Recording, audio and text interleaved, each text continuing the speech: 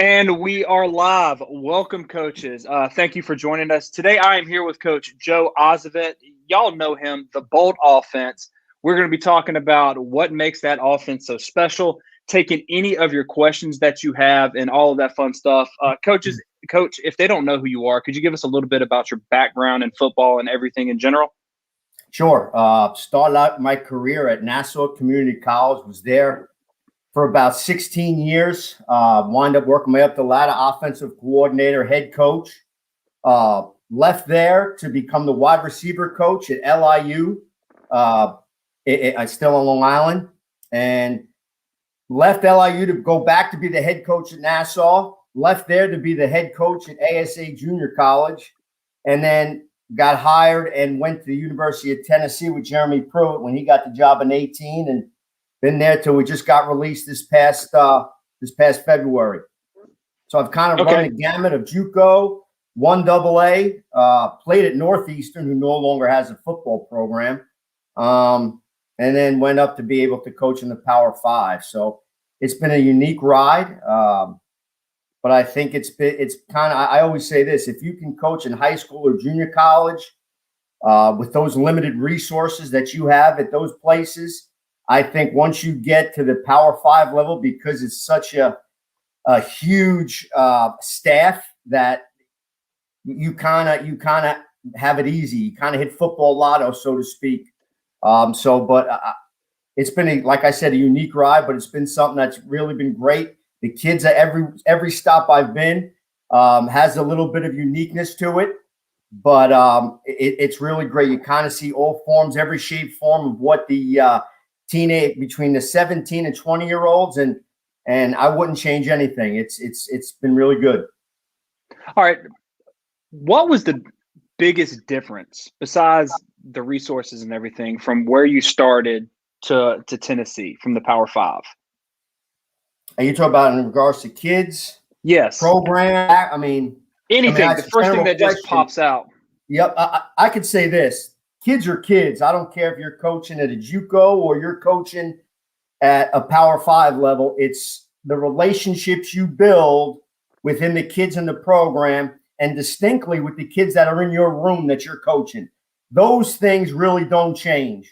I've always been the believer in my coaching philosophy that if the kids understand that you care about them and have their best interests at heart, that if you rip their ass on the practice field, that you better damn well have your arm around them, walking them in the locker room and let them understand you care. Because I think if kids, and I know it's cliche-ish, I know a lot of coaches say that, but if kids truly believe that you care about them, there's nothing they wouldn't do. And there's nothing wrong with being tough love.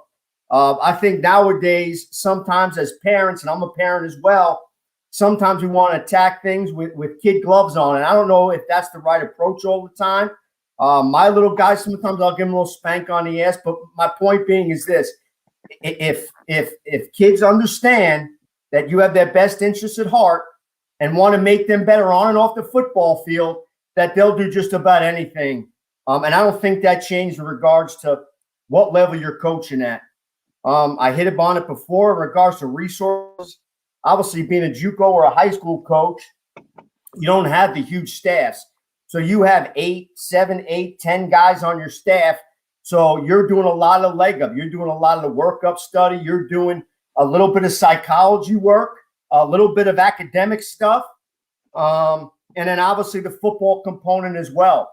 But when you get into the Power Five level, you have a lot of people and a lot of different departments that kind of handle those things for you. So it's more distinctly of the football aspect and recruiting as you get higher up. But that would kind of be the comparisons between those different steps in football. And I say this too: when the foot hits the pigskin, I don't care what level of football it is, everything else gets blocked out, and you have a job to do, and you go and do that job. Okay, what's the best way? Because you've been to different spots. Yep. How do you connect with those kids when you go to different spots? Because I know a lot of coaches, they have a difficult time if they're at one high school and then they move to another one to build that connection. Do you have any tips for those coaches to make that connection with those kids? Absolutely. Be yourself. Don't try to be anything but what you are. If you're a high emotion guy, then be emotional. Football's an emotional game. You need to coach with emotion. If you're kind of laid back a little bit, well, be laid back, but understand there's got to be a point in time when there's got to be some sternness. But be yourself. Don't be anything that you're not. Don't try to overdo or oversell or do. If you say something, the kids want to know this. What can you do to help them? Is it a technique? Is it maybe something, a fundamental that you can help them with? Because here's the thing. If the kid understands or sees through you that there's some type of falsehood or some type of bullshit, all right, they'll be able to see right through that. You've kind of lost his trust. Okay, so be yourself. There's nothing wrong, too, coaches, with saying, you know what? I don't have the answer to that right now, but I'll go back and I'll find an answer, and I'll have an answer for you in tomorrow's meeting. There's nothing wrong with saying that, because if you have all the answers, all right, you don't. This game is a progression game. It's an evolutionary. You're always kind of learning. So be yourself. Don't bullshit a kid, and I think that's the best way to kind of develop that relationship as you move forward in your coaching career. I love that. Do you find that kids now have a better bullshit detector now than they did back maybe 10, 15 years ago? Or have they always had that? Absolutely. And here's why. Kids nowadays, and I see on my own kids, back when me and you played, I'm 48. When I played, coach would say, hey, we're doing 30 gassers. And you would say, let's go. We would just do them. Well, what are kids now? Why are we doing them, coach? Why are we doing 30 gassers? Well, you're doing them because we want to be a tempo team. We want to use tempo to our advantage. We want you to be in the best condition you could possibly be. So that's why we're doing it. So to answer your question, I believe so, because today's society, especially with kids, it's a why. It's not like 20 years ago where coaches said, go do something, and we just did it. I agree. Yes, 100%. I have found that the more I tell my kids why in everything, football, classroom, my own personal kids, they relate to it and they do it. All they want to know is the why and the reason behind it. And they're like, okay, coach has a reason. I'm 100% behind it. 1,000%. Yep. Now, I want to get into your offense. Your offense, the Bolt offense. First off, how did you come up with the name, the Bolt offense? I mean, it's a great story. So in 14, this offense really kind of took off in junior college. And I was at the AFC convention. The guy tapped me on the back, and forgive me, I don't even remember the guy's name. And he's like, I'm with Coach's Choice. We would love to have you out to Monterey, California, and explain kind of your offense and put it to a DVD. So we went out there and filmed it in Monterey. And at the end, he says, well, what's the name of your offense? I said, I don't have a name. It's a spread tempo. And he's like, well, you got to kind of come up with a name. So before you get on the plane tomorrow, go out to dinner and kind of come out with a name. Well, I brought at the time Billy Sullivan, my O-line coach, and Greg Laurie, who was my quarterback's coach. And we kind of said, well, what's a catchy name? I'm not good at that stuff. So we just said, you know what? B is for Billy Sullivan, my O-line coach. O is for Osovet. L is for Laurie. And T is for tempo. So that's how Bolt came to be. And it was all because the Coach's Choice needed a quote unquote a catchy name. And it was over dinner one night in Monterey, California, and it kind of stood out and stuck. So that's how the name came to fruition. I freaking love it. And I thought that's a nice way to get everybody together and say, hey, this is everybody's. Just like, you have a whole offensive staff. They all chip in. Same thing. What stood out to me when I stumbled upon it was two, actually. The pistol, because you were into the pistol a lot. And then two, the stack formations. I really like those stack formations. No doubt. Which one came first, the pistol or the stack? And then the pistol came first. Yeah. Okay. The pistol came first because I believe defenses are always trying to set their fronts to where you're put, especially if that back's offset. They're going to set the three technique, the two or away, and they're going to stem their fronts or pressure depending on where your back is. So I thought putting him in the pistol gave us the ability to disguise kind of where we want to run the football to a certain extent. Obviously, we had the capability of putting a jump in where we start out in pistol and jump the back. But that's kind of why I like the pistol run game. The second idea why we start out in pistol is because we were a big inside zone counter trade team. And for those first 4 steps of either running the tray read or the inside zone, for those linebackers, those first 4 steps look exactly identical. So it allowed us to set up our double teams better and allowed us to dead foot those linebackers coming out of the pistol. How we stumbled onto the stack formations, I went and visited Art Browse out there when Baylor really had it rolling a little bit. And the thing I took away from it, and it kind of built into my philosophy, is kind of wanting that box to be real clear for our offensive line. And when you get into those extended looks, those stems and pressures really have to ID themselves pre-snap rather than being congested or in compressed formation. So one, it gave our O-line a clear idea of what's going on inside the box. And 2, it kind of showed our quarterback the hand of the defense, if you will, in regards to pre-snap identification. Okay. I love that. Now, what a lot of coaches have problems with is they want to stack, but they can't get wide because their quarterback doesn't have a strong arm. Did you run into any of those limitations? And if you did, Yeah, that's a great question. Obviously, at every stop I've been, I was able to choose the quarterback from a recruiting standpoint. The thing I'll say is this, and I get that question a lot, is if you have a quarterback that can be proficient in throwing the football 10 to 15 yards, you can put a lot of formations into the boundary and still kind of get the same look as if you would if you put them to the field. Because obviously to the field, a little bit of a wider throw. The hash mark's a little bit closer to the boundary in high school. But you can kind of get the same look if you want, if you go with some type of FSL look and still kind of get the idea in the box if you want. Or if you put it to the field, you don't necessarily have to stack all 3. You could stack 2 out there and move your number 3 receiver if you're in 3-by-1 a little bit tighter. So there's a lot of games you can play with it. And here's the biggest thing with that too, and I'm sure we'll build upon this in this talk, but no matter where those pieces line up, I think as long as they know where they're fitting once that ball snaps, you can line up anywhere you want to go with your orbits, your jets.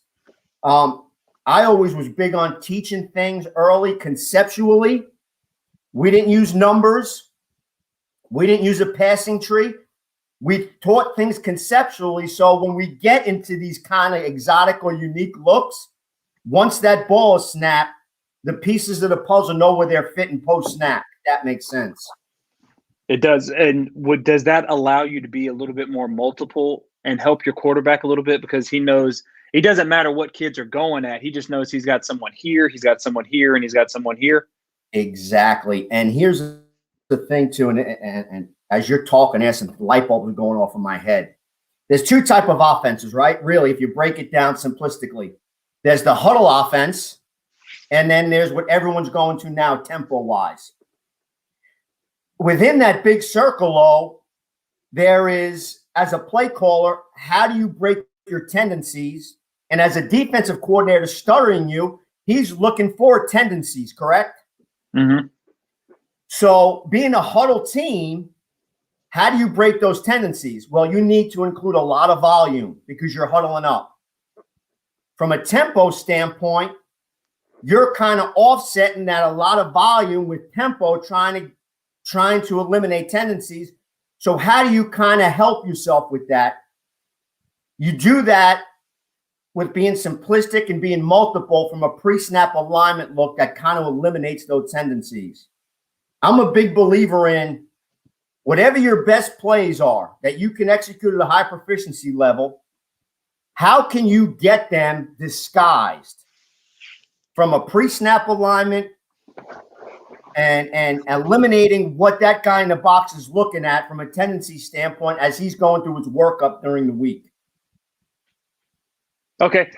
I'm glad you brought up tempo. A lot of coaches are saying that tempo is kind of going out of phase. Like we had the Baylor type, your type, go as fast as you can. and now that's kind of going away. Do you agree with that? And if not, what are you seeing? Because you're on the cutting edge. What are you seeing in the tempo realm of things? I don't think tempo is going away at all. Good. I think tempo is actually even trying to play a little bit faster. 2 years ago, it might have been 3 years ago, people started to get in what these things were called one-word terms, where it kind of gave you the direction, the play, the pre-snap alignment of formation. I don't agree with that people saying tempo is going the way, going south. I think it's heading in that direction. I think because it's allowing play calls to keep those defenses as vanilla as possible. I will say this, though. I think that defenses are starting, because of now you're seeing so much mid and odd fronts, defense is starting to adjust to some of these tempo calls, and they're kind of making their game plans more simplistic and allowing the ability to be able to match what you're doing at a faster pace. So I think there's going to have to be some type of evolution in regards to how to play even faster, if you will, make it more simplistic. But I don't think it's going all tempo. I think it's still where it's still cutting edge to a lot of people. I know it was for us. I mean, we even at Tennessee, we were trying to even play as faster this year than we have in the past, because I think it makes defenses more vanilla. And that's, as a play call, that's kind of what you get when you huddle up and you're slow to get to the line of scrimmage. I think it allows the defense to make their calls, get into their stems, bracket your best players on the perimeter. I think it kind of handcuffs you. And I'm not saying there's not a time and place.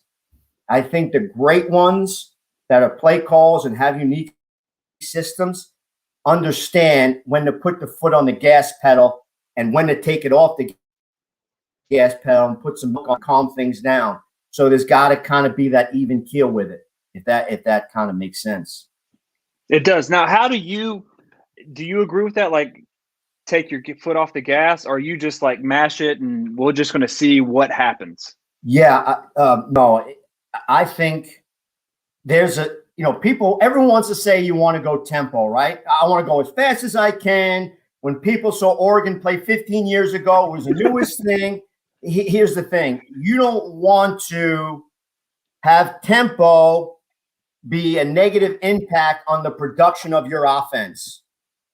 So with that being said, the good ones understand, hey, I could put my foot on the accelerator here and go. Or, hey, my defense, we've been going 3 and out the past 2 series. My defense has already played 30 snaps. I got to slow this thing down here and be more productive, get a couple of first downs, take momentum back in the football game and go from there.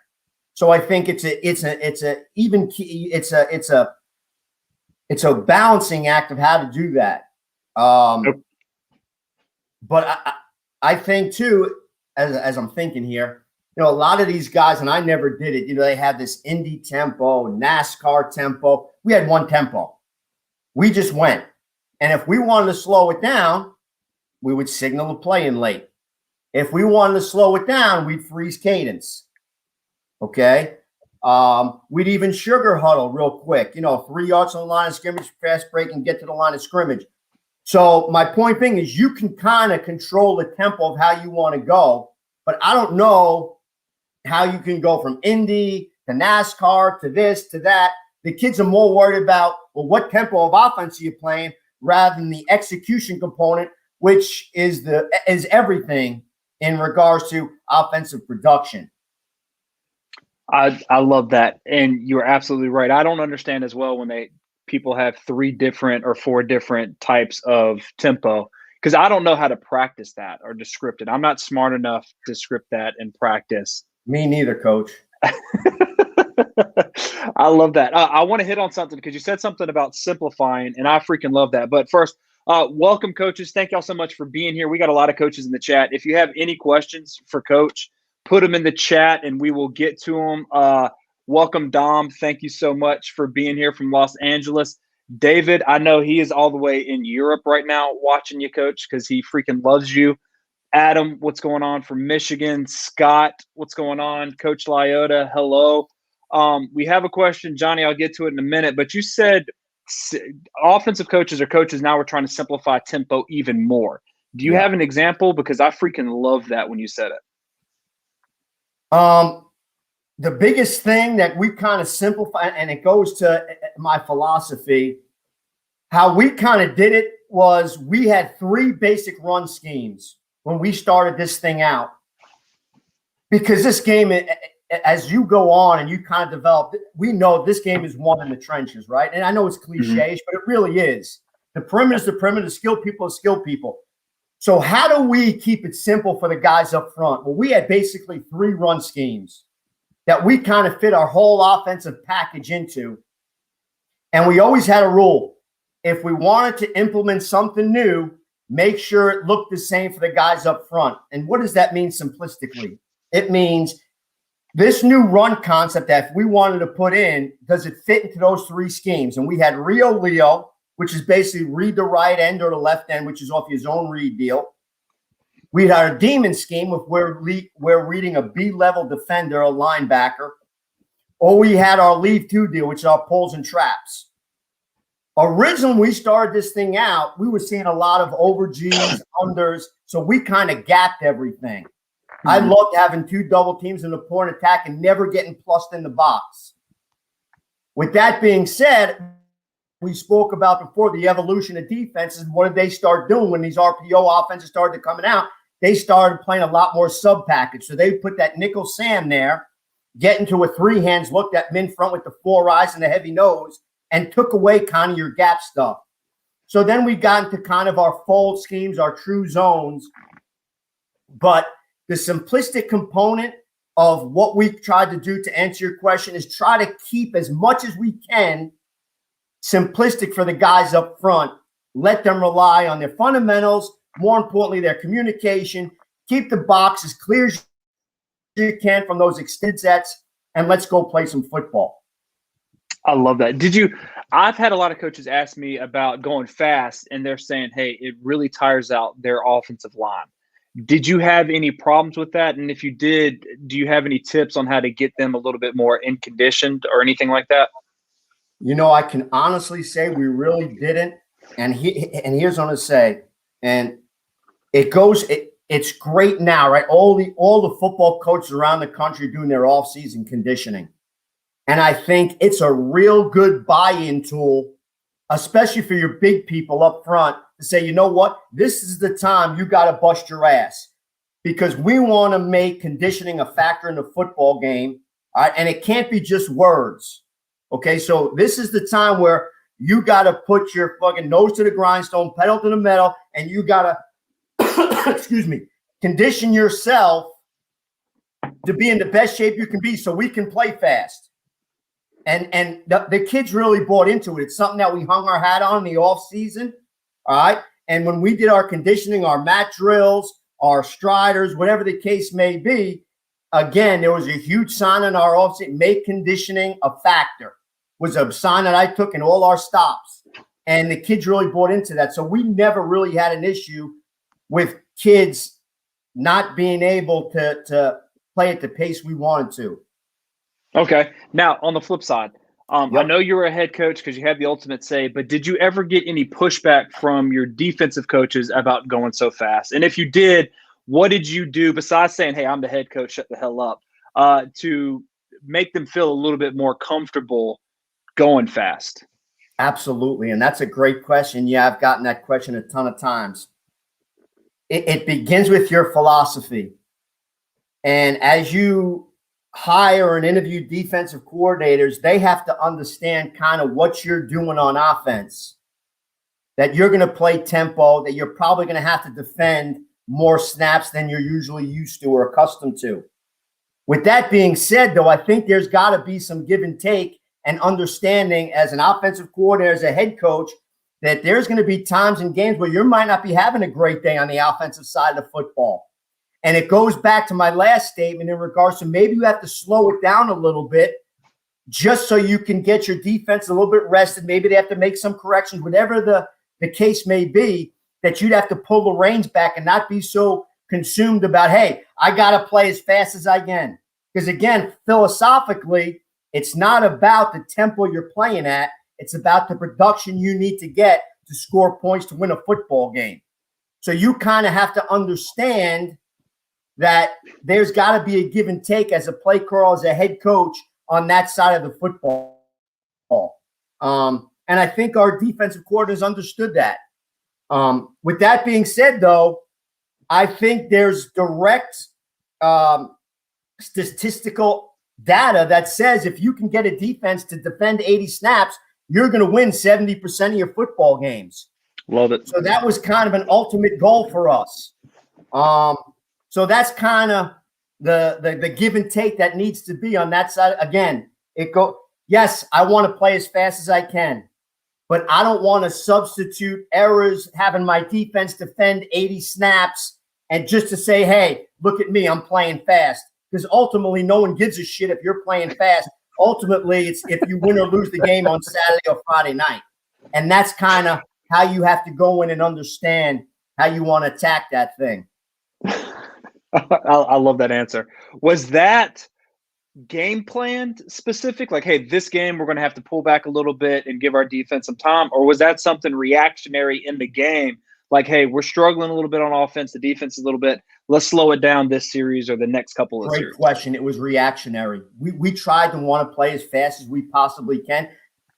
Because like I said, we always wanted to go into a game with getting to 80 snaps because we felt like if we can get to 80 snaps, we would get where we want to get to at the end in regards to the ultimate goal. But if there were plenty of days that we were struggling, we'd say, you know what? Hey, we're going to slow this down, milk the tempo. Let's gain our composure back. Let's kind of one play at a time, win the down, and then we'll see where it goes. So it was more reactionary to answer your question.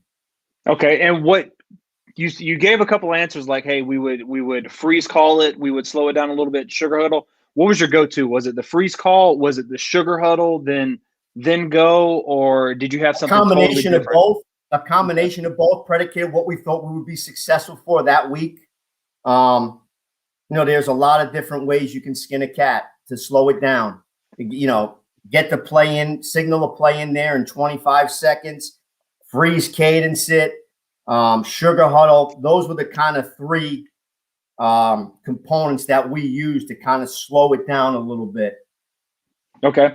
All right. Johnny wanted to know what your thoughts are on the different types of tempo. You already covered that. Johnny, I just wanted to say I'm not ignoring you right there. David says he loves how you think. I completely agree. You're brilliant. We got a coach wanted to know about what was your role in game planning at Tennessee? How did that work? Sure. Great question. So Coach Chaney, our offensive coordinator, would give all of us assignments during the week, and we'd have to present those on Monday afternoon. Mine was third down and 4 to 7, third down and long, blitzes, short yards, and goal line. So you kind of had to do a presentation with that. You always had a GA to work in conjunction with you. And we took those things and we presented them to our offensive staff, and that's kind of how we formulated our game plan. The OC, Coach Chaney, would also look at all those different scenarios during the week, and then we would sit in there and have a huge board, and the board would have every single scenario on it: third and 2 to 4, third and 4 to 6, third and 8 to 11, and then we kind of take the workup study. And let me preface it by this: we had those different criterias, but we always had our GAs and QCs who always were 1 week ahead of us. So we would always get this huge book. Matter of fact, I'll show it to you. Hold on. We would get this book.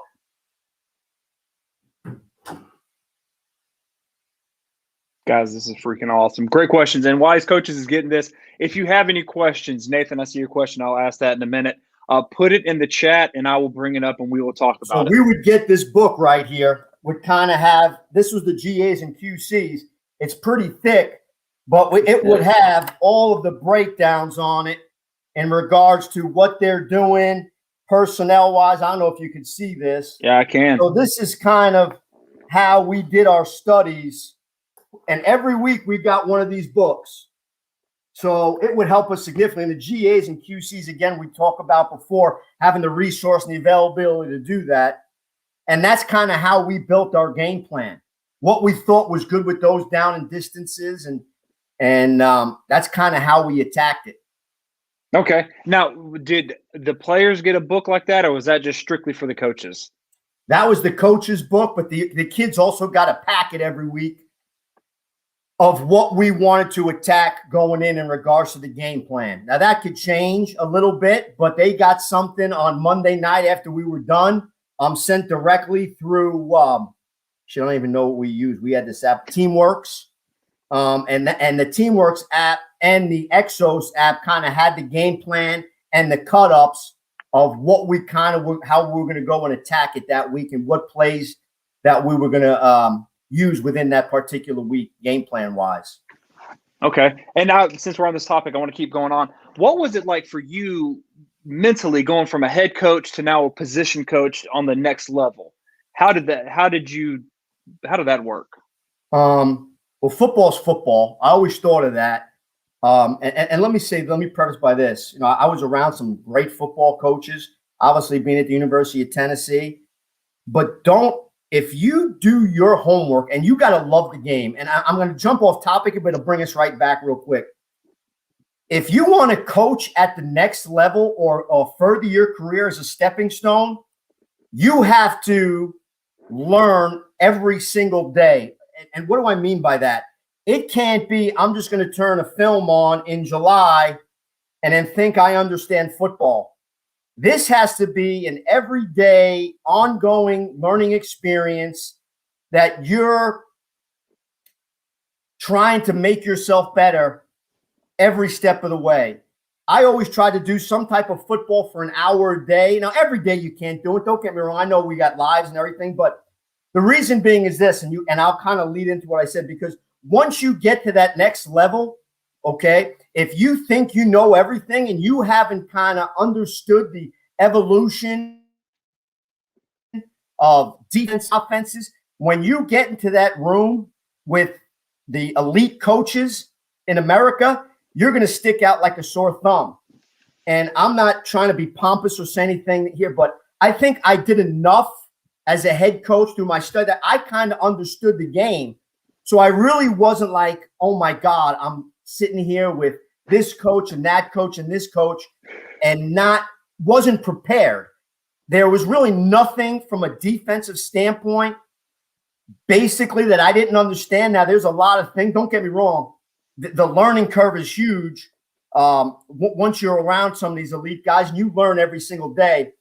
My point being is that you have to do something every day. And this day and age, with all the resources on the internet, you can do some type of learning of football every single day. And I do it now. We spoke about before we came on air, me getting fired. I sit in my office here every single morning, just like I would if I was going to work, and watching game film of every single thing from the NFL to the college to even I'm going to watch a game here at 3:00 of high school coaches. So you have to do something every day to learn this game of football, and not just on the offensive side, but on the defensive side and vice versa. So to answer your question, I wasn't like, oh my God, I'm sitting here with Coach Chaney or Coach Wenke or Jay Graham or Coach Pruitt. I knew enough to feel confident that I can sit in the room and be able to contribute at that point. So that's kind of a roundabout how to answer that question. No, that's a great freaking question, and I freaking love it. I love that you break down film and everything like that. Like you said before we got on, we were talking about that.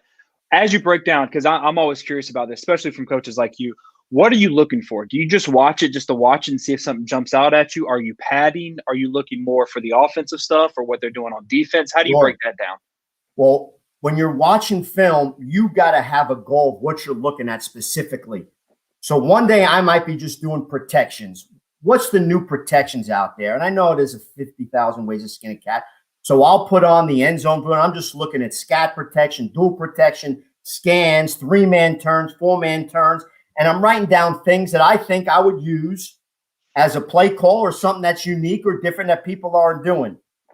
Are you looking at RPOs? Well, then maybe you're looking at back end stuff. What are the new and upcoming RPOs that people are using? Or are you using it run schemes? How are people attacking min fronts different than they are in overs or unders? So to answer your question specifically, what is it when you're watching film that you want to get better at? And you got to hone in on that. I don't think you can watch film and say, well, I want to watch RPOs, pass protections, run game, put on 30 snaps and be able to get a look. You have to hone in. At least me, I'm not that intelligent where I can look at 50 different. I need to say, hey, today I'm looking at X and I'm only studying X. Today I'm going to look at Y. And I have a notepad. I have 17 notepads filled with things that I think would fit into what you're doing from an offensive, what your offensive philosophy is. And that's kind of how I attack going to watch film. Oh, I love that. So do you have it broken down like Mondays I'm looking at this, Tuesdays I'm looking at this, Wednesdays I'm looking like this? Is that how you break it down? Yes, that's what. Well, I've been out now 31 days, and I've done an RPO study, and like I told you before, I went on air after I got let go at Tennessee. I got these huge organizers, and I had them put everything in there. And the good thing is, our QCs and GAs too, every week did an NFL and a college study with down and distance scenarios, RPOs, 11 personnel, 12 personnel, you name it. And I had everything downloaded. So I kind of mixed and matched all that stuff and kind of making my own cut up or virtual playbook, if you will. But that's kind of how I do it. Every day I'm looking at a certain component. I wouldn't say Monday's this, Tuesday's this. But when I'm doing it, I'm watching this aspect of the game. And as an offensive play caller, you better be doing your due diligence to watch on the other side of football, because I don't know, as to be a creative offensive play caller, you have to understand how that defense is trying to attack you. So what are the new and evolutionary things that defenses are trying to do? You know, now the big thing is that quarters coverage where people are playing stubby, they're playing buster, they're playing mini, they're playing poach. So what are the things when you're looking at as a play caller, how can you ID the back end of coverages? Is the safety kicked over a little bit? Is the nickel Sam outside leveraging number two? Is he inside leveraging number two? So you can see, hey, you know what?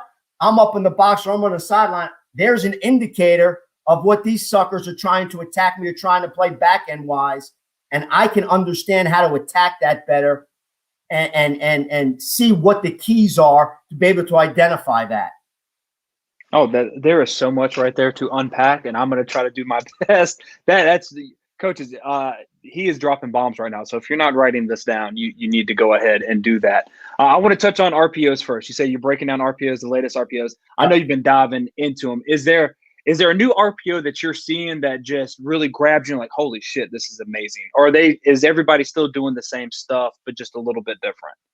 You know, at the NFL level, it's all about matchups. So, and forgive me for all these if they watch this, I don't know how creative the NFL is in RPOs right now. A lot of their RPOs are triggered movement RPOs. It'll be very interesting to see if the pull and punch RPO ever comes into fruition. When I talk, let me just say this about RPOs too, and I don't mean to get off subject, but there's three types of RPOs, at least the way I categorize them. One is a gift RPO, which is free access on the backside. The corner 7 yards off. You want to run a hitch, a slant, an Okie route. You take it and throw it. Whatever play you had called is basically off. That's number one. The second RPO is what the NFL is really doing right now, which is trigger movement RPOs, where you're running wide zone to the left. The Mike linebacker fits over the top. He's your trigger. You're throwing the glance to number two, which is kind of what the NFL is really doing. They're running glance, stick, occasionally some gifts. But there's the one that I really love that I kind of use, which is the pull and punch RPO, which is nothing more than old-fashioned triple option, but instead of being in the backfield, you're out there. I think there's quarterbacks. I think you're kind of seeing now, too, the evolution of more dynamic quarterbacks at the NFL level. And you're seeing a lot of power O read that's starting to make its transition up to the NFL. So there's going to be a lot more things, a lot more carryover from the college game in regards to +1 runs from the quarterback than of years past. To answer your question about any unique things that we've seen, I think a lot more college teams are trying to get vertical RPOs. Everyone's running that big box fade versus post safety, which is kind of the new in-trend thing, which is a great play because I don't know how you defend it versus post safety. But that's kind of where things are going in regards to NFL RPOs. College is still more on the cutting edge, more so than NFL, but I think it's starting to transcend more into the NFL, especially as these quarterbacks become more athletic up there. Okay. All right. And I really am starting to enjoy watching the NFL more than I have in the past because of those trends moving up to the big league, so to speak, and getting a little bit more explosive. Kansas City does a lot of great things too with the orbit motions, getting people in space. I mean, if you want to do, and I don't know how many people have the availability to get their cut-ups, but Kansas City and what Eric Bieniemy is doing over there is really, I mean, basically they're attacking defensive structure in the NFL with a college mindset with orbit motions, jet sweeps, zone reads, reading B-level defenders. It's really unique, and there's some really good things that they're kind of doing. They're probably the best of all the 32 teams in the league in regards to what they're doing in regards to getting people in space. So if you have the opportunity or know someone that get their hands on the Kansas City Chiefs film, I'd highly suggest you do so because they're probably the best ones to study at that level. I'm glad you said it, coaches. You totally can. All you have to, I think, NFL Game Pass. You pay like $99 for the whole year. You can get, I think, all the way back to 2016, 2015 game film for all 32 teams, NFL, the playoffs, all of that stuff. I use it. I would recommend it. And I've been watching that as well. We have a couple of questions that I want to come back to what you were talking about defensively and how to study them. Here we go. Here's one. Coach Nathan, how do you balance tempo given your players rest when more than half of your players play both ways? And he plays at a small school in Pennsylvania. But do you got any tips for that? God, that's such a great question. And, you have me stumped. I wouldn't even know because I've never been put in that predicament. Obviously, our guys have always gone one way. Just thinking off the top of my head, trying to give you an answer, I would kind of maybe pick and choose when I want to go fast. I know you probably have your elite players going on both sides of the football. Maybe you do it. Maybe you set up a situation where you're saying, hey, every third or maybe every fourth series, we're going to go tempo. And then try to execute that, implement that into your practice plan every week. Hey, on the third series of this game, we're going. And maybe you do it on the third, the sixth, and the ninth. I don't know. I'm just trying to help you out and give you some ideas. But you pick and choose maybe when you want to do that because I know you're in a kind of a conundrum when you have your best players going both ways, and I'm sure playing special teams as well, and you're talking about players maybe playing on the field for 100, 110 snaps, on both sides of the football, it can kind of put you in a tough situation. But just thinking off the top of my head, maybe that's something that you could give a look and give a shot at. Hopefully that gives you a little bit of insight. No, that's brilliant. Nathan, I don't want to step on your toes, but I went from a bigger school to a smaller school this year, and we tried to do tempo, and I was struggling on how to do it. Like, do you go all the way fast? Because half of them played on this. Essentially, all 11 was playing both sides, and I like that. Just go every third drive or something like that, just going fast. So high five, man. Freaking love that. Anthony, I really don't know what you're talking about here. Do you, Coach, for you, I'm thinking, when you go fast, is there a word that your quarterback knows, the blocking scheme? I'm sure that your quarterback knows what it is. If you call in one-word plays, he himself knows everything, right? Yes, he's got the keys to the car. He's the most cognitive guy in our offense. We give him everything. In regards to what is he telling me, I'm a little lost with is he telling the old line? And I'm kind of lost with the question. Yeah, I am too. I'm thinking he's the question specifically about your quarterbacks. Are there certain terms you wanted to know to determine the blocking schemes for certain play terms. Well, I'll tell you kind of what we did. Okay. He would come up to the line of scrimmage. He'd get this. The old line would not know what they would wait for the call for him. So he would come up to the line and we'd give a double digit, and then he would make a Rio, Leo, leave two, or declare the demon. So we always gave a digit call. So in other words, let's just say we're running zone read to the left, and the defensive end was 46.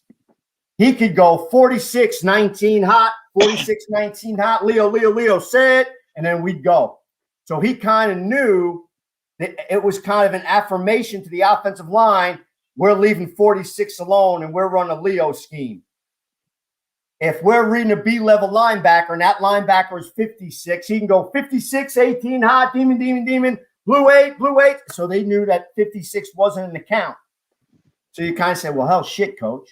If that's the case, then how do you do when you're throwing the football? They know you're running it. No, they're not, because we always declared the mic to set off where our point was in our pass game. So if we were running our scat protection and the guard and center were working to the mic, they'd get the same thing. 56-19 set. So they knew in scat, he would say 56-19 scat or 56-19 duo, whatever the case may be. They were always getting a declaration, either pass pro, we're working to that spot, or if we're running the football, that was who we're reading or who we're manipulating. So it was always a double digit, and it could be the first two numbers, it could be the second two numbers. So that's kind of the affirmation that the quarterbacks would give to our offensive line to kind of give a declaration. So they always got one of those things because they lined up. They were never looking. We never put the onus on them to pick up a signal. They were listening for the quarterback's cadence, a declaration, and then the cadence, and we're off and running. And here's the thing too. If you want to play fast, and you'll hear me say this ad nauseum, you have to keep it simplistic. There can't be a ton of volume. So ultimately, as a play caller, as you're creating an offense, how can you keep it simplistic in regards to identifying defenses, getting in the right play call, and communication to allow those people to play fast? Because your skilled people, they can see the signal, right? They don't really have a lot of stuff to look at. They might be looking at back-end coverage and stuff. These guys have to be able to be on the same page. So, and we allowed our quarterback to kind of set the tempo, set the precedent for that. Okay, awesome. That's really good. Here's another question. Coach, how do you teach your pulls for your guard on power and tackle on counter to ensure you don't get downfield on your second and third level RPOs? Very good question. We skip pulled everything. All right. We didn't flat pull. All right. Great question. I get it all the time. We never, and I heard this too, some teams were given a call when an RPO was tagged or not to get them downfield. You have that 3-yard window. Those fuckers didn't give a shit what was being run. It was insert run here. They're blocking whatever that schematic scheme was for that. We did not give a code word. We did not say anything. Did we get called for it? Absolutely, we got called for it a couple of times. But I wanted them to be play with some intensity, play with some toughness, and not have to worry about pulling the reins back at them because, hey, we're throwing an RPO on this play. I don't want you to get downfield. So they just blocked the play, whatever it was. So there wasn't a lot of emphasis or onus where, hey, you can't be 3 yards downfield. I can count on maybe 2 hands in the 15 years of running this offense of how many times we got called for a legal player downfield. So that's kind of how I attacked it. That was my philosophy. Again, like I said prior, some coaches gave a keyword. I didn't believe on that because I thought it took some of the aggressiveness away from the old line when you gave them that keyword to tell them you're throwing an RPO. And that's kind of my philosophy and what I believe in. Yeah, I agree. I always, coaches ask me that as well. How do you keep the kids from going down the field? I think I got called one time in 6 years. Yeah. And you just play the number game. Like, exactly right. If you get called, just go about the next way. So I like that smarter people than me are also thinking the same way. I wanted to circle back on defense. You were given all these great terms, and that's something that I need to do a better job of because I'm an offensive guy. I just like keeping up to date on what other offenses are doing.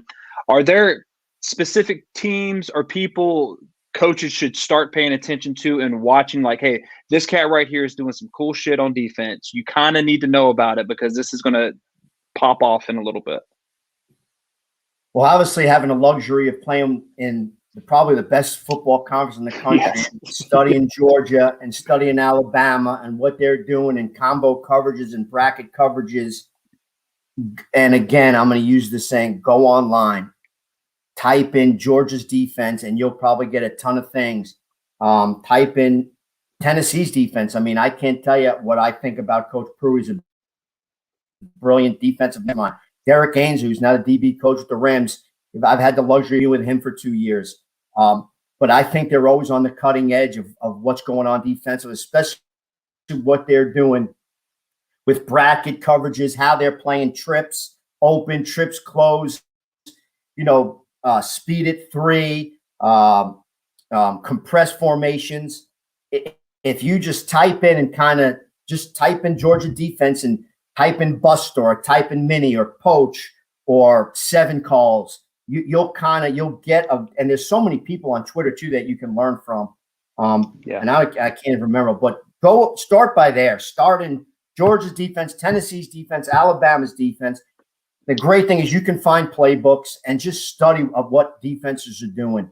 The biggest thing is this bracket coverage now and people trying to play rip Liz and quarters and really which turns into man match is really what it turns into, which is basically man coverage. But so many ways of how they do it and how to attack it from an offensive standpoint, because I think what screws all these people up is putting speed at 3. If you can put speed at 3, it changes kind of, and when I mean speed at 3, when you're in a 3-by-1 open set, or even could be closed compressed, it changes uniquely of what the calls are going to be. Because, we saw it in a national championship game when Ohio State was trying to play Alabama in base personnel, and all they kept doing was taking Deontay and running him on an over in a 3 vertical package. And you're going to have that Mike linebacker try to carry that thing when they're trying to poach number 2 or bracket number 2. It just wasn't going to work. And Ohio State didn't want to get into nickel sub package, which, and I'm talking terms here, but you're kind of high school. I don't know how much a sub package you see in college, you kind of understand, but of what personnel and how they're playing personnel, what coverage are people playing in base, what are they playing in nickel, what are they playing in dime, and that's kind of how you do it. Because I'm going to tell you, 16 years ago, guys, I was like, I didn't know shit from Shiola. But again, I made a point every single day to kind of understand all these nuances, terms, and studying as much as you're studying offensive football, you got to be studying the other side. That would be my suggestion. I agree. And coaches, if just giving a plug, Coach Vass, his podcast, he just gets off on defense. That's a way that you can do it. I want to know, Coach Pruitt is a great defensive mind, comes from Alabama, all of that stuff. Yeah. When he was in there, did he ever see an offense that made him go, shit, how are we going to defend this? And that scared him, knowing the kind of defensive philosophy he has? Was there something Great question. And you're absolutely right. And there was that played with tempo. Could you say that again? You kind of broke up. Here's why. Because there were so many variables that they needed to check into how a team came out. So we had this thing called 7 calls, and you guys this is going to blow your mind because it blew mine. And I didn't know this till I got here. I never heard of a 7 calls.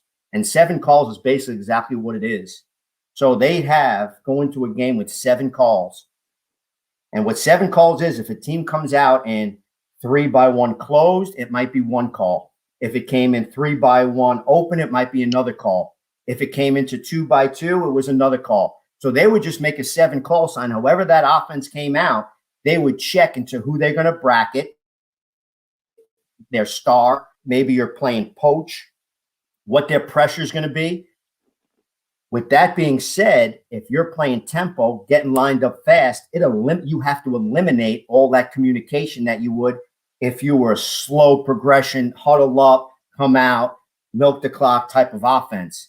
So if you look at the teams that have given Alabama struggles through the years. Who are they? Texas A&M, tempo. Clemson, tempo. Ole Miss, tempo. Okay, so all those things were tempo offenses. So tempo offenses really affect what I call the Sabanites, the Kirby Smarts, the Pruitts, the Alabama people. So that's kind of what gave Jeremy Pruitt and our defensive staff. If you look and watch what we did, the biggest thing, if you look at what Kendall Browse did at Arkansas versus this year, I mean, they gave us fits. I mean, you want to talk about a team that played tempo and was able to execute a high proficiency level and get the ball snapped in 13 seconds. I mean, I've studied Oregon. I was in the box live for that game. I've never seen a team go so fast and have such a high proficiency level of execution than what they did. And if you break them down, they're very simplistic. But again, it goes back to my earlier comment where you're going to eliminate the volume, but be able to have the ability to disguise your best plays from a formation standpoint. But they're snapping that thing at 13 seconds, and it gave us fits because it didn't allow our defense to communicate the calls that needed to be and force them to play very vanilla. Is it just tempo, or was it like a personnel package plus tempo? No, it was tempo, but obviously the good ones know where to put people and have those calls formationally, where to get speed at 3, because speed at 3 screws them up a little bit now. It screws up who they want to cover. It screws up who they want to double, to be more specific. It puts their safeties. Their safeties can't be so much of a box player and play that bracket coverage off of 2 and 3 with that mini stuff. So speed at 3 and tempo would be my answer to you. Okay, that's freaking great. I know you said you had a game to watch at 3. There's I'm one good. more question. Let's go. If we want to keep going, let's go. Fuck yes. All right, here's another one from Coach, and this is actually a good one. As a coach, how do you keep your players interested in your playbook when you have a small playbook so they don't start losing interest? Great question. Make it fun. Here's the thing we used to do. You can find any app. Number one, let me start by saying this, and I don't know how much you guys do position meetings. So keep your position meetings to about 20 to 25 minutes. But when you have your position meetings, there's a ton of apps and games that you can find on Twitter. I even did it at Tennessee, where you give them one day you're giving them a formation sheet with all your formations of how you want to play. Well, you come in the next day to see you studied it and make it a game. Make it like a Jeopardy, or make it something where you create teams where it's fun for them. It's not a boring experience. You're sitting up there on the whiteboard and here we are in trio, here we are in double. Give them a sheet. Make some type of game, and there's a ton of apps that you can use on a computer, on your phone, and have them answer questions. Keep it interesting. Be creative in your meetings. And that's kind of what we did. It was never just sit up there and just draw 50,000 things. And that we did that at times, don't get me wrong. But as creative as I could be in my meeting rooms in regards to anything, maybe you put some type of funny 3-second video clip in your cut-ups just to get the meeting started, to loosen up the room a little bit. So I always like, there's one thing, there's this African bullfrog. So I always taught our tight ends and our O-line to be able to come out of their hips. So I had one of my GAs create a 1-minute cut-up of the African bullfrog, just if you watch how they come out of their hips. And it was I got a couple of good jokes at it. But point being is just be creative. Understand there's a million different ways to skin a cat. There's a ton of learning tools that you could do to allow them to be creative, have some fun with it, at the same time understanding how to learn what the concept is that you want to get across. Okay. Now I'm gonna flip that on its head. Instead of, kids being simple and having them interested, how do you as a coach, with all your learning, stop from adding things into your playbook to make it so big? Yeah, that's a great question. I always had the philosophy of things I wanted to look at that I wasn't 100% sold on. That would be kicked off into spring football. That was kind of our mad scientist session. At some point in time, no matter how big the playbook is, as you're going through summer camp, you're kind of understanding the identity of your football team and what you're going to hang your hat on. And it might change a little bit every year depending on your personnel, because you have to adapt your personnel to your offense. Your offense can't adapt to your personnel because you'll never have success. I'm going to kind of flip this question to understand when you're talking about volume. There's a great book out by Brian Billick. I suggest all you young coordinators go and read it. Because as an early play caller, I kind of wanted to go into a game with my gun fully loaded. And my call sheet looked like a piece of drywall. So I said, I can't do that because I can't practice all of it. So how do I be proficient from a time management standpoint to have the ability to execute these plays at a high proficiency level and have enough reps that I feel comfortable to be able to go out in a game and execute these? So here's an example of what I mean by that. I'm going to take a scenario, 3rd and 4 to 6. And as you do your workup, and I don't know how many game workups you do some people might watch 3 games, some people might watch 4. But let's say, I don't know, I'm going to use even numbers. So let's say you watch game 1 and there's 5 plays in 4 to 6. Game 2, there's 5 plays, 4 to 6. Game 3, there's 5 plays, 4 to 6.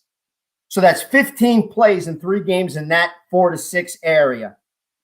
Well, 3 into 15, all right, is 4 point something. I'm not great at math. But the reason I'm saying this is when you go into that game, you only need in 3rd and 4 to 6, 4 plays. So as you sit down on Monday with your staff, you're going around the room, well, what 4 plays do we want to have in this scenario? And they're playing quarters coverage. So maybe you're running sticks.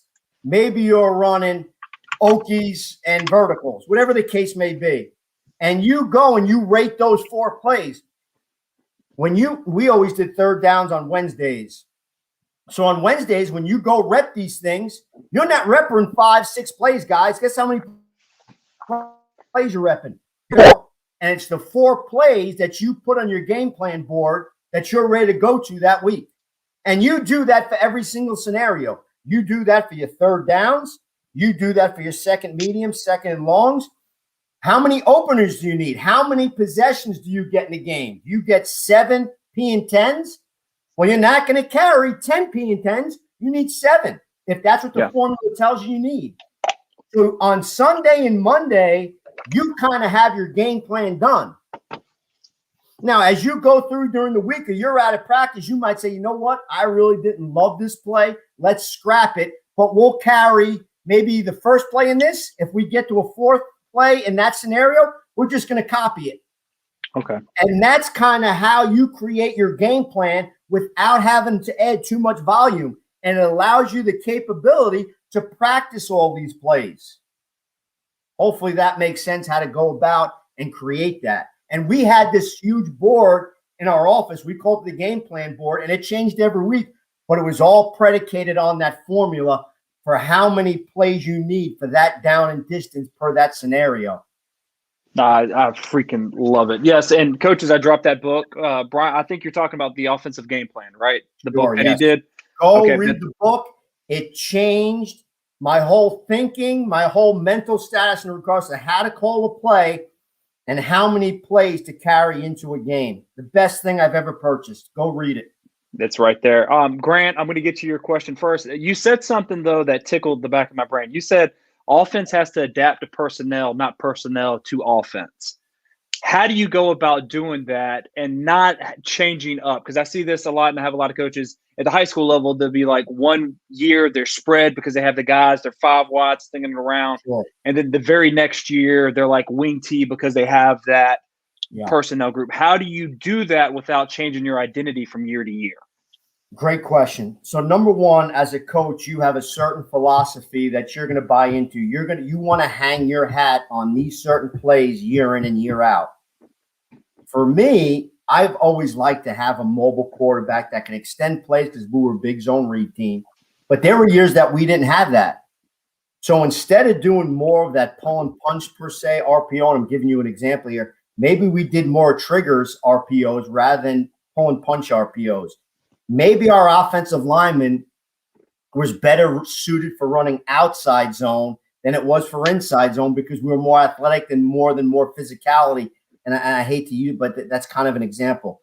So that's kind of how we would adapt. And again, all that is being done because as you go forward through your winter workouts, your spring football, or even if you don't have spring football, your August workouts, as a coach, you got to sit down with your staff and say, guys, what is the identity? What is the capability of our players that we can do? And if you're an inside zone team, but you're not proficient at running inside zone and it hasn't looked good all summer, but you love the way outside zone look, well, maybe you're an outside zone team. Maybe if your quarterback feels more comfortable throwing 4 verticals than he would a drive concept, maybe you're going to be able to create more 4 vertical concepts. So it's basically having the capability to identify your strong suits in summer camp, in spring football, to understand what your identity is going to be in the spring. And that doesn't mean it's an overhaul of your offensive philosophy, because I truly believe your offensive identity is your offensive identity. But how do you mold your personnel around that offensive identity without handcuffing them and putting them in a position for them to not have success? Okay, great question, man. You're a genius. All right, Coach Grant wants to know, when you say talking about speed at 3, when you're talking about it, when you say speed at 3, is that just any wide receiver at 3 or your best guy? Because wouldn't any 10 personnel team always have speed at 3?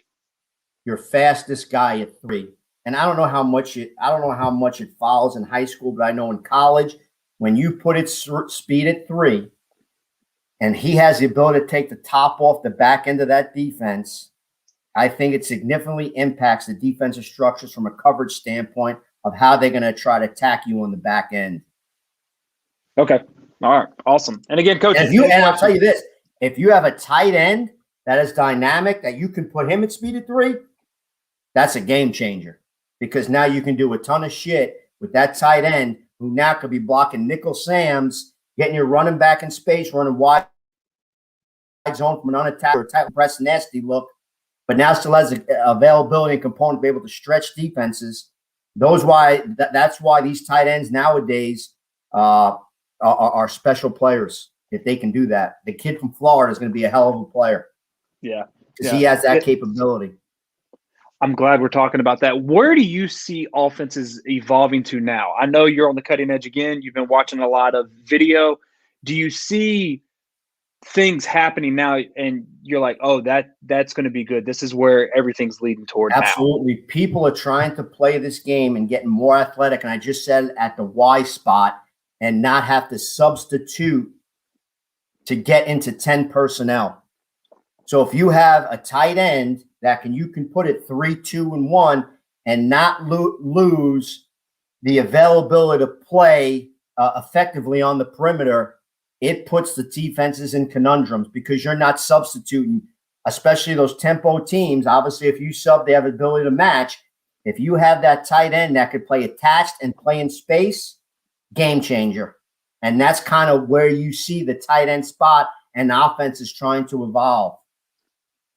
Okay. All right. Now, knowing what you know now, what would you change about the Bolt offense? Would you add anything? Would you take anything out? Would it still be the same? I think you're always kind of you're always learning. You're always kind of evolving.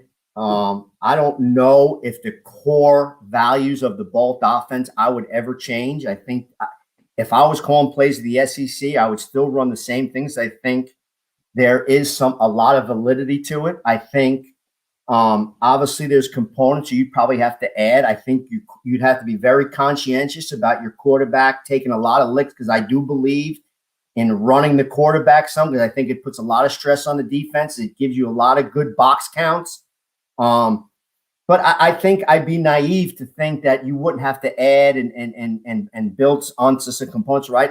As an offensive play caller, and no matter what type of offense you run, you always have to kind of be on the cutting edge and kind of always adding some things to make things better. I think you'd be remiss if you didn't do that as an offensive coach.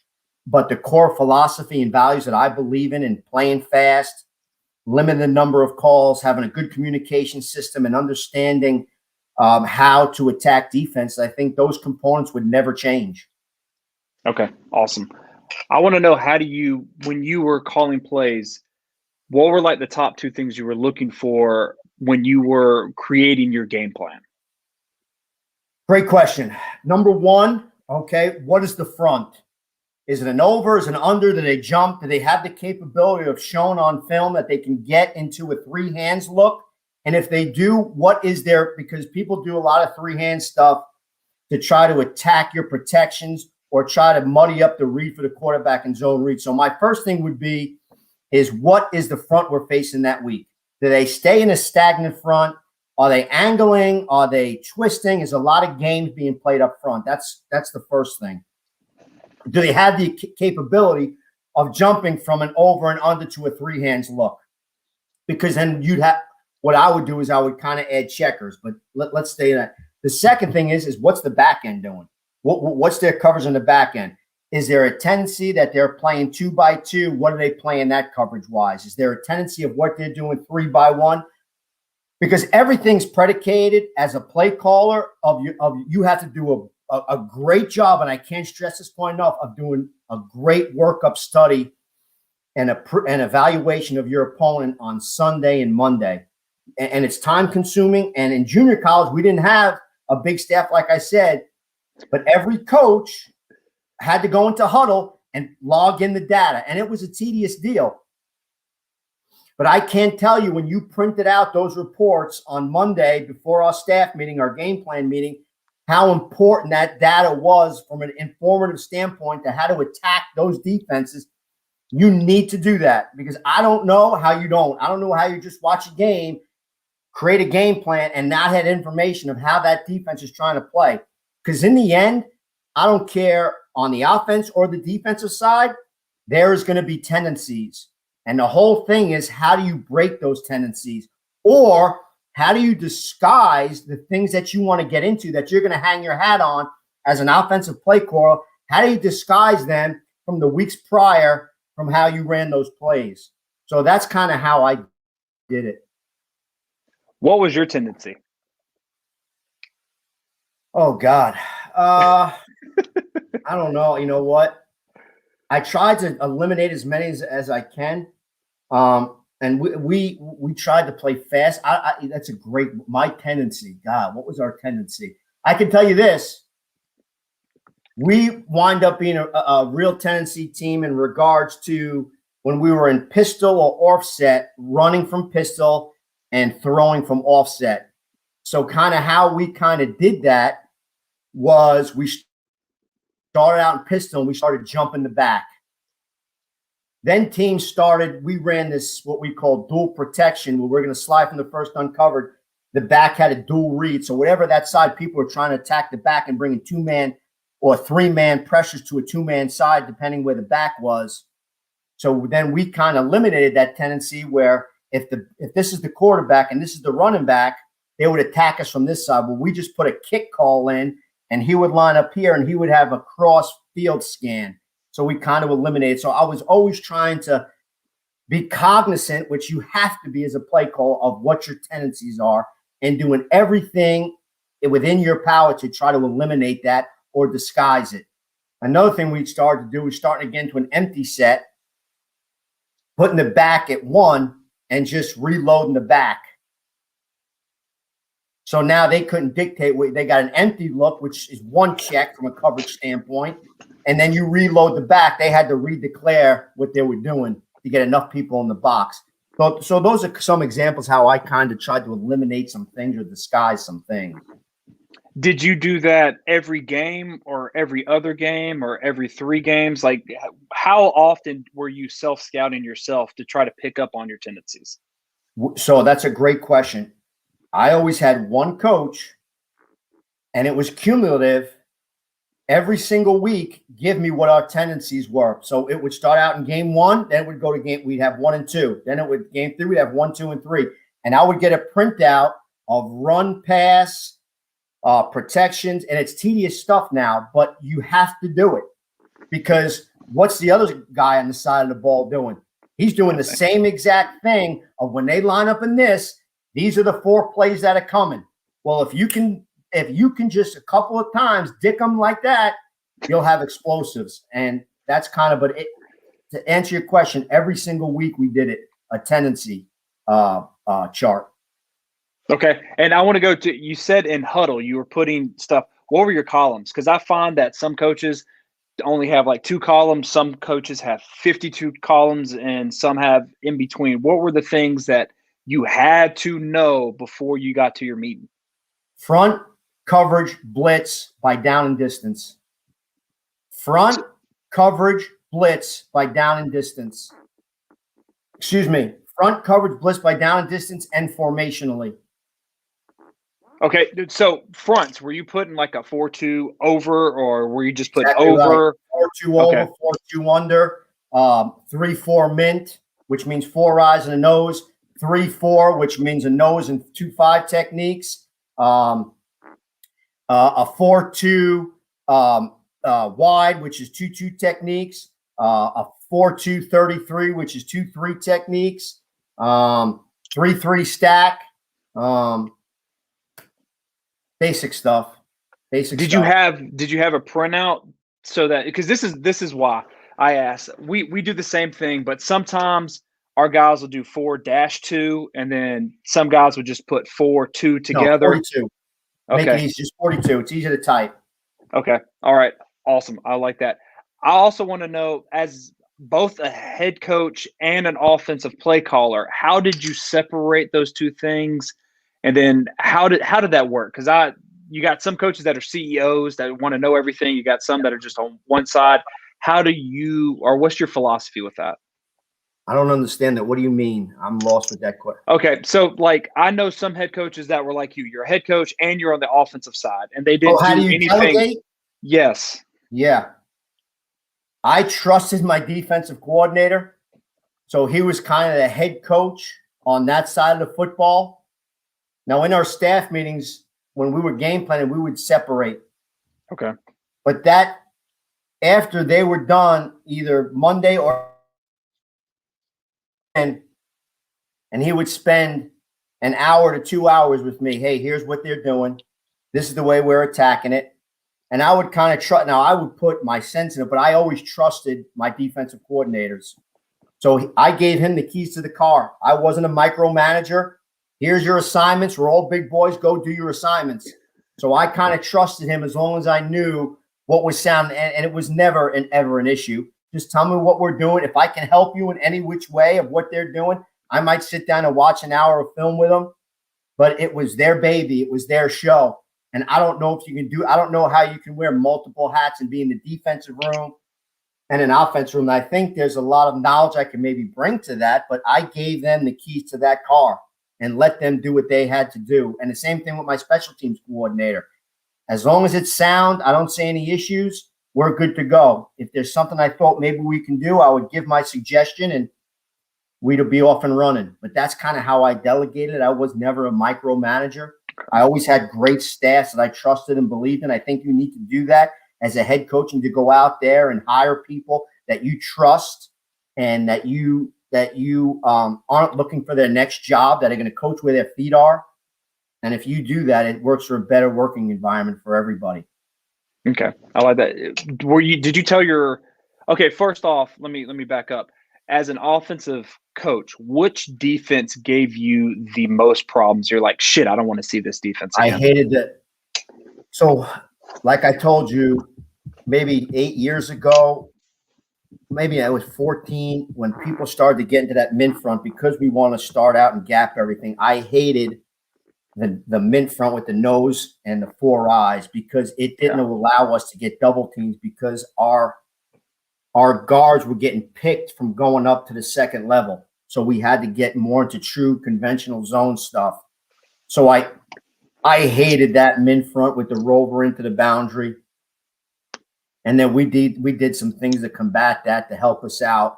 But that's one of the things that always gave me fits. I didn't mind a 3-4 with 5 techniques. I thought it was very easy because our tackles had the ability to either the base block the 5 or get up to the tackle unimposed. But when you get into those 4 eyes, that gave us some issues that we had to really go in the summertime and do our homework to get into some real good play calls to help us be successful attacking those things. And we were able to do that. You know, one of the schemes that we kind of did was we put in this kind of fold scheme, which was really helpful for us. We took our guards and they went out on the 4 eyes. We took our tackles and wrapped them up to the second level backers.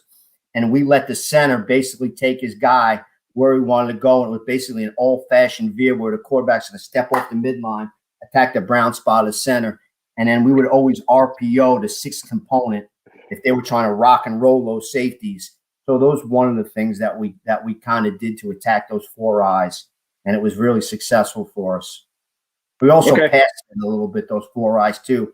You're running that counter play. So if you're running that counter play to the right, you're going to pass set. Let's say the ball's on the right hash. That tackle's going to pass set and block the jack. Well, that 4 eye's going to come screaming upfield. It's going to be a great job for that guard to be able to kick that 4 eye now because he's seeing a pass set from the tackle. We'll read the backside end, and it would give us a nice, easy wrap for the tackle and a nice, easy job for the kick of the guard because we're pass setting that 4 eye. So that's kind of a couple of things that we did to attack that min front. Did y'all do anything like that this past year at Tennessee, or were you doing certain? No. Did you see a lot of mint front in the SEC, and what did you do to like combat that? I mean, that's all we ran. We ran a ton. I mean, we were a base 3-4 team. Alabama's a base 3-4 team. Georgia's a base 4 team. But defense is so multiple. They have the capability, and they're so freaking athletic. Those jacks that they're 6'4", 250 pounds. They can play with their hand in the dirt. They can play standing up, which gave the defense the capability to be very multiple up front. So they very well can go to an over front, an under front, or go to a mid front. So there's a lot of variations. We never attacked the defensive structures like that. We were basically an inside zone, outside zone team at Tennessee, and with true catch reach technique, blocking schemes. So, but Coach Chaney has, he's with the Saints right now. He came from the LA Rams, so you know what you know. He wasn't very affluent on tempo, if you will. He played a little bit of it. He's very successful, and I think he's a brilliant, one of the best football guys I've ever been around. The guy's a brilliant football coach, but just he was accustomed to what he was accustomed to, and he's been very successful with it. So that's his philosophy. Okay. How difficult was it this year because of COVID to get all the stuff in with your players along with the restrictions that you had? Yeah, it was very difficult. We actually cut back a ton of stuff on our playbook. I think we had so many young wide receivers coming in the spring because we lost a ton of we lost Jawan Jennings, who was I think it was the 7th pick for the 49ers. We lost Marquez Callaway at wide receiver. So we lost a lot of production from the year prior. So we needed to have these younger kids come in and play an immediate impact. Well, in order to do that development, not only with the wide receivers, but the quarterback, you need that spring football. Yeah. You need those summer 7-on-7 sessions. And we just didn't have enough time to get those things implemented the way we wanted to do that this summer. So it was critical.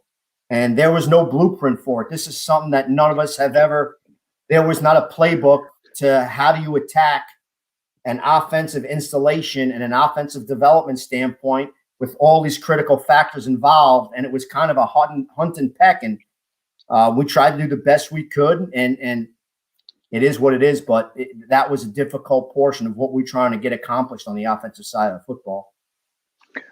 Were there things you wanted to do to attack defense, but you didn't have time? So you're like, shit, we can't do this. And if there was, or just how did the game planning change? Because you had that huge book. Yeah. And then I'm a great blown question. away. You tried to, obviously you limited the install. Mm-hmm. you try to do things that the kids understood. Again, moving the pieces around to try to eliminate tendencies. Well, those pieces, sometimes they didn't know where we were fitting when the ball was snapped.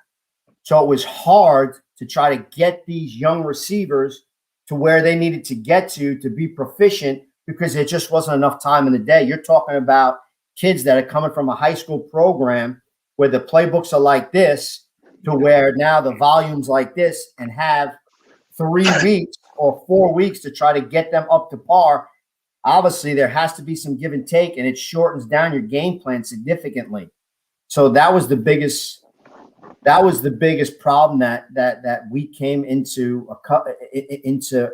existence, was trying to get these guys up to where we needed to get to, and it didn't happen every week, especially early on in the season. All right, we have a question from Coach. Can you have Coach talk about his answer sheet that he keeps on the back of his call sheet? Oh, it's a great question. So, again, as a football coach, I always say we're all pirates. We steal from everybody. So this is something I got from Rich Rodriguez, and it is basically a sheet that has every single defensive structure on it. 4 eyes, defensive pirate stunt, they're angling, they're tight front, split front, everything you can imagine. A gap pressures, B gap pressures, coverages, Tampa 2, cloud, sky, everything in it. So we have this sheet on it. And what we did before we left in summer vacation in July is we sit down and we put answers to how the defense was trying to attack us. So in other words, if there was something during our workup during the week that all of a sudden the defensive shows that they haven't shown all week, we had the ability to not lose that drive. We had an answer for it, even though we might not have practiced it. We had an answer for it. So we didn't have to wait for them to finish the drive, to come to the sideline and get it corrected. Hey, all of a sudden they're doing this. Here's the answer sheet. Let's go and attack it. And all the offensive guys had one. So we were able to attack a defense, even though we might not have saw that structure during our workup during the week. The other significant factor was it helped us significantly as we started our game plan. We had the answers to the test before we even knew what the test was, because before we left in July, we were sitting down in a controlled environment. It's going to be a real cognitive process with the whole staff involved. These are the 4 or 5 answers that we're going to do to attack a defense if this is the look we're getting, or this is the coverage structure we're getting. And it paid. I mean, it is the best thing that we as a staff ever done, because it helps you from game planning standpoint, and it helps you with answers on game day. And again, every single thing that the defense could possibly do to you was on this. And I'm talking about slants, stunts, coverages. I'm talking about when you're in the red zone, if you were in the green zone, you name it, it was on there, and it was in our terms, and we did it again in a controlled environment, because on game day it gets hectic. You got ideas and things being passed around, and this is what it is. We discussed it. We spoke about it. This is how we're going to attack it. And I can't tell you how many times we've used that sheet, and it paid dividends for us. So that's where I got that from, and we called it the answer sheet. And it wouldn't change significantly from week to week. Okay.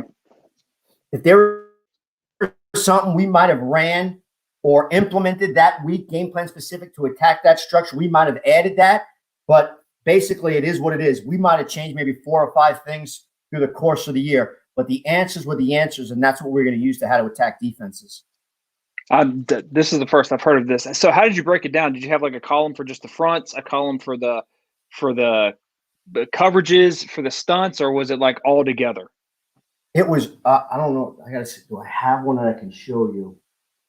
I have it in my email. It's not on this computer. So the first thing was it had headings on it. So it was tight fronts, wide fronts, angle, stems and angles, how they attack in the mesh point. So it might be Wow. it might be a mesh charge, whatever it is. So it was all the defensive ways that the defensive down lineman could attack you. Their front could attack you. So there was the answers in those. At the bottom of it was all the defensive coverages, and it was on an Excel spreadsheet.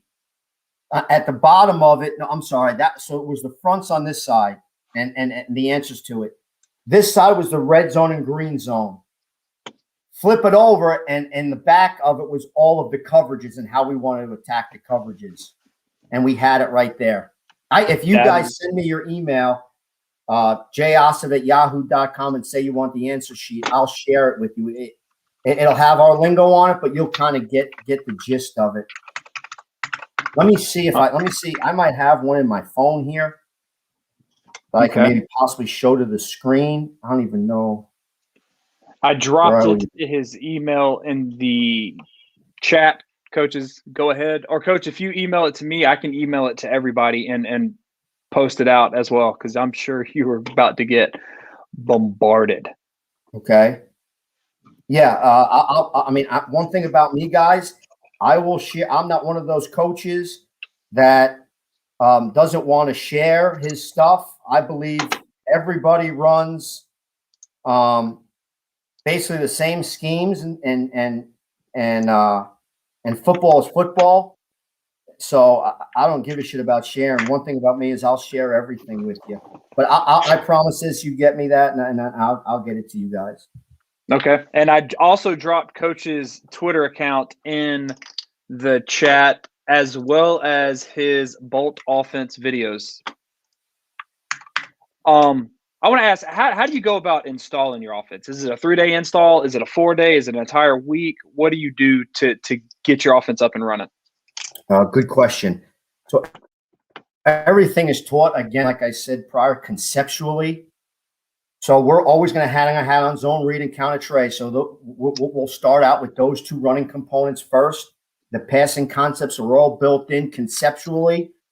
This way we have the ability to double tag our calls. So you might be running double post or dipper on the front side and run some type of level on the back side.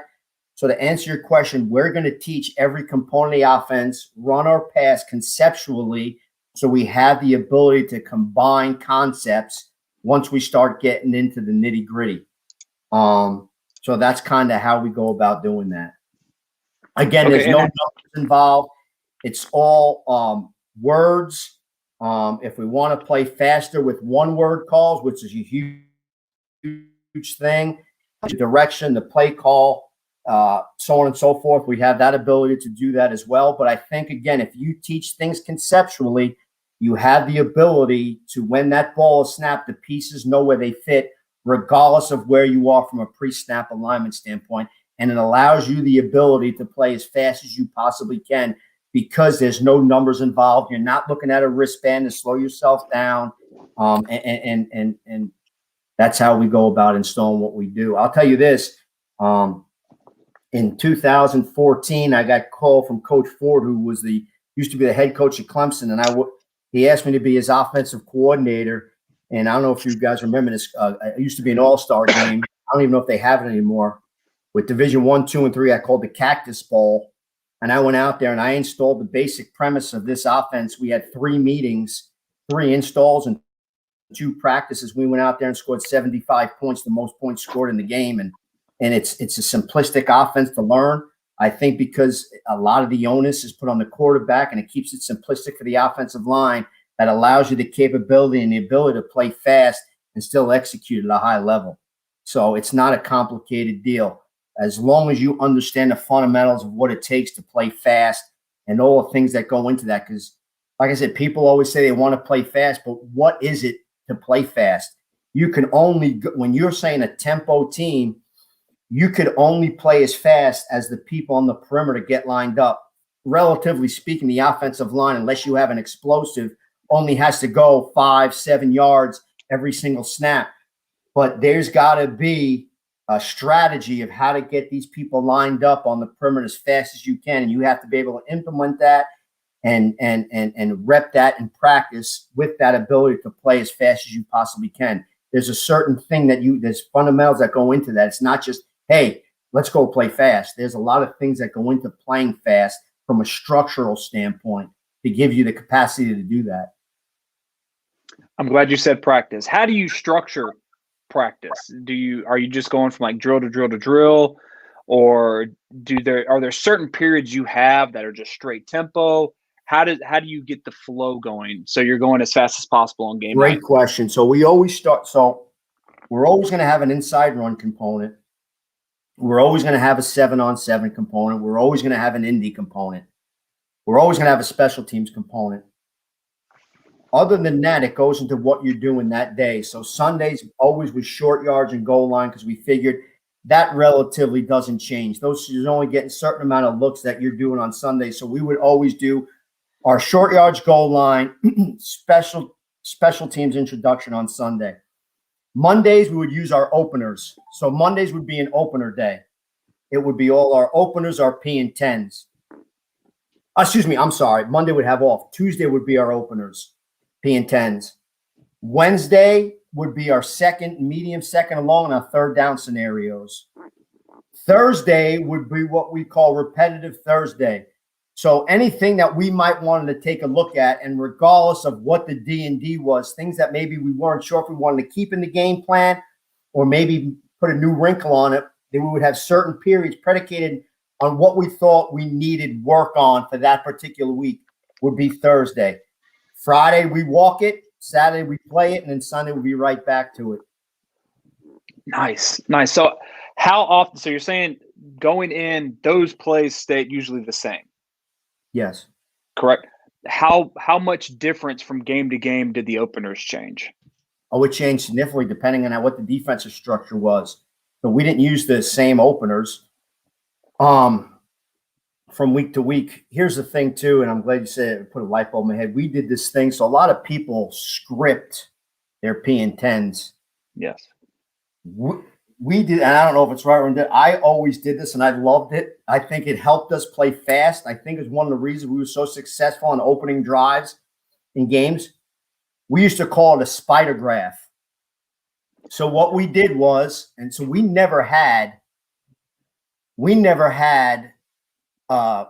series like scripted. We always spider graphed it. So on my call sheet, I would have P and 10.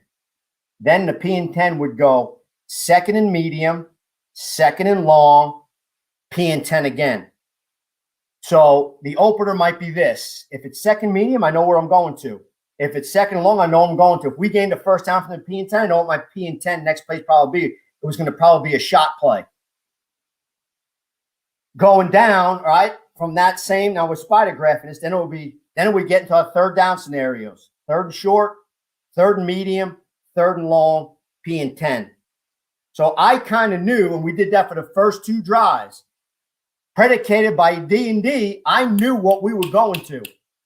From that first two series, I kind of knew. And if there's something that I loved, I'm like, hey, we didn't get to, I'd circle a red pen around and make sure I got back to it, back on track, or call it somewhere in the next couple of drives, or how I saw the defensive attacking us. I might put a note, hey, get to this right now on the next drive. So I did that for the first two drives, and then I was back to my normal call sheet.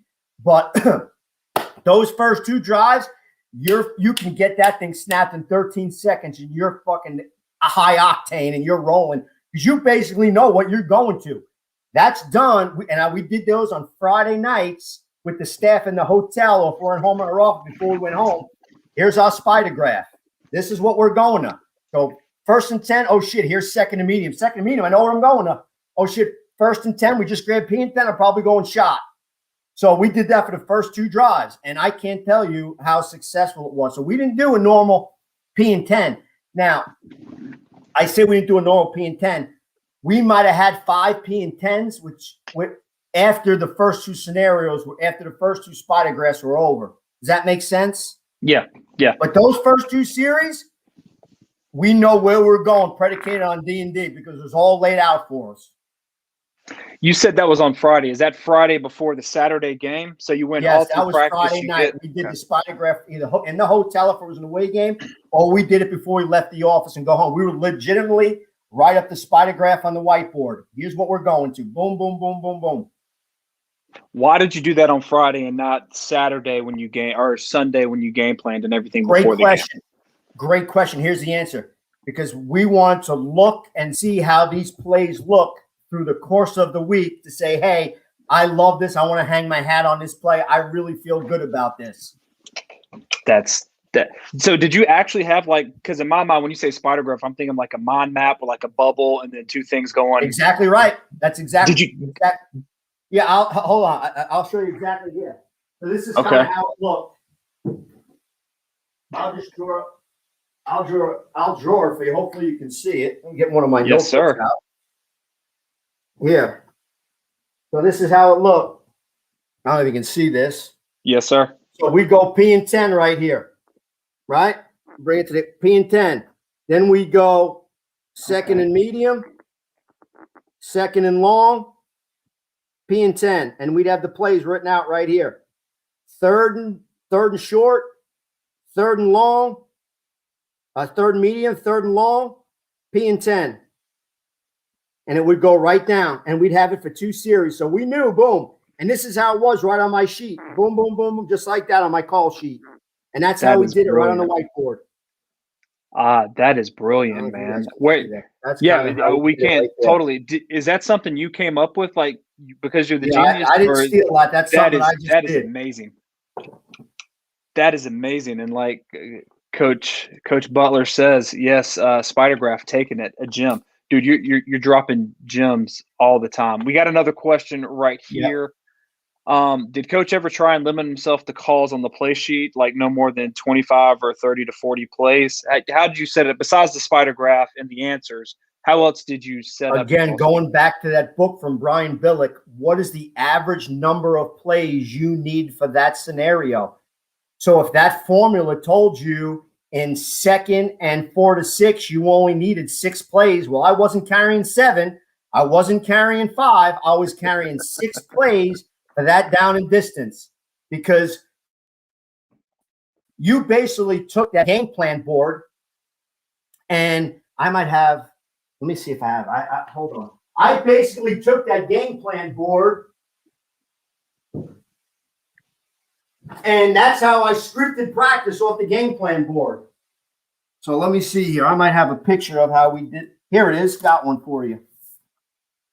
So this is what the game plan board looked like.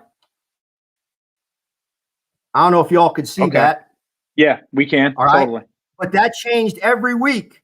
So whatever the scenarios, we put down the number of plays that we needed for that scenario. And this was all mapped out on a whiteboard with lines drawn on it, and it changed every week.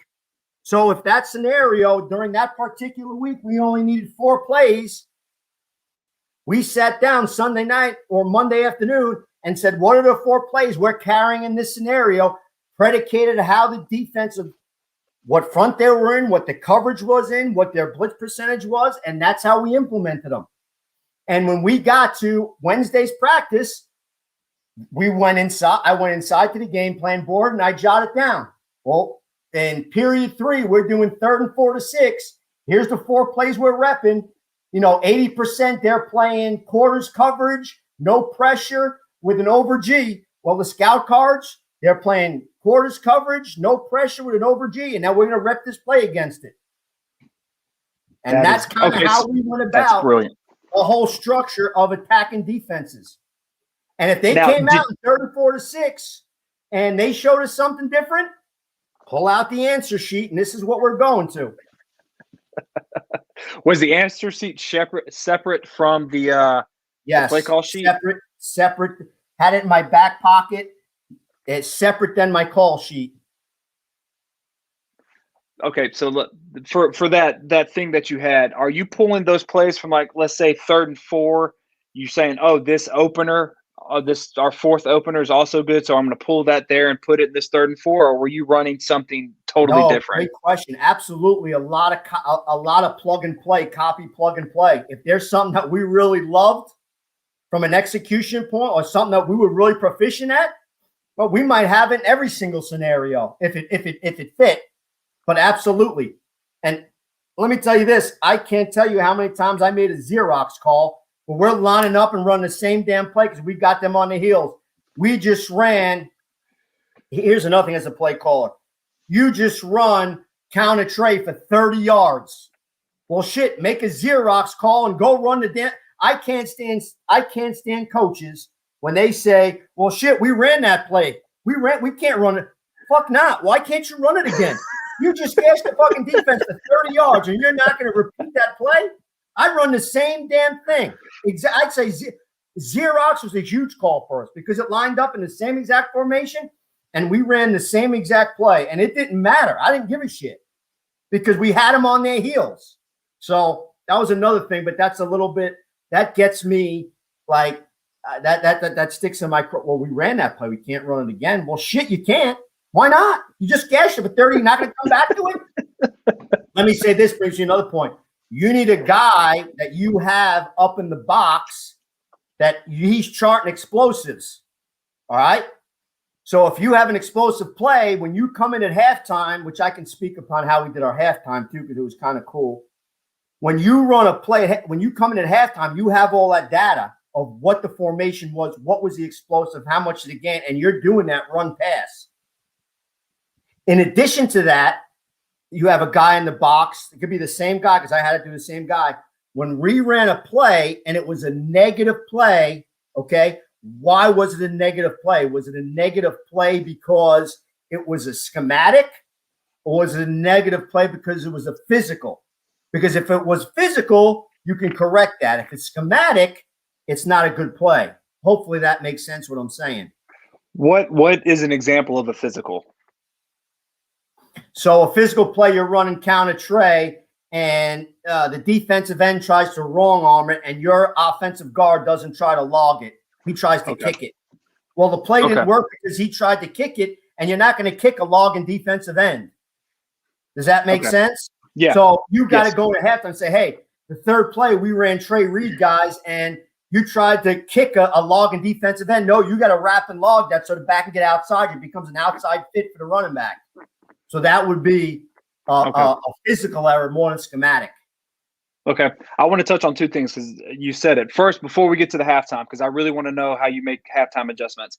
Your communication, how does that work during a game? Are you just saying it and everybody else is like, shut the fuck up? Or are you getting it from everybody and then? Perfect. There is no talking except between me and the old line coach when the series is taking place.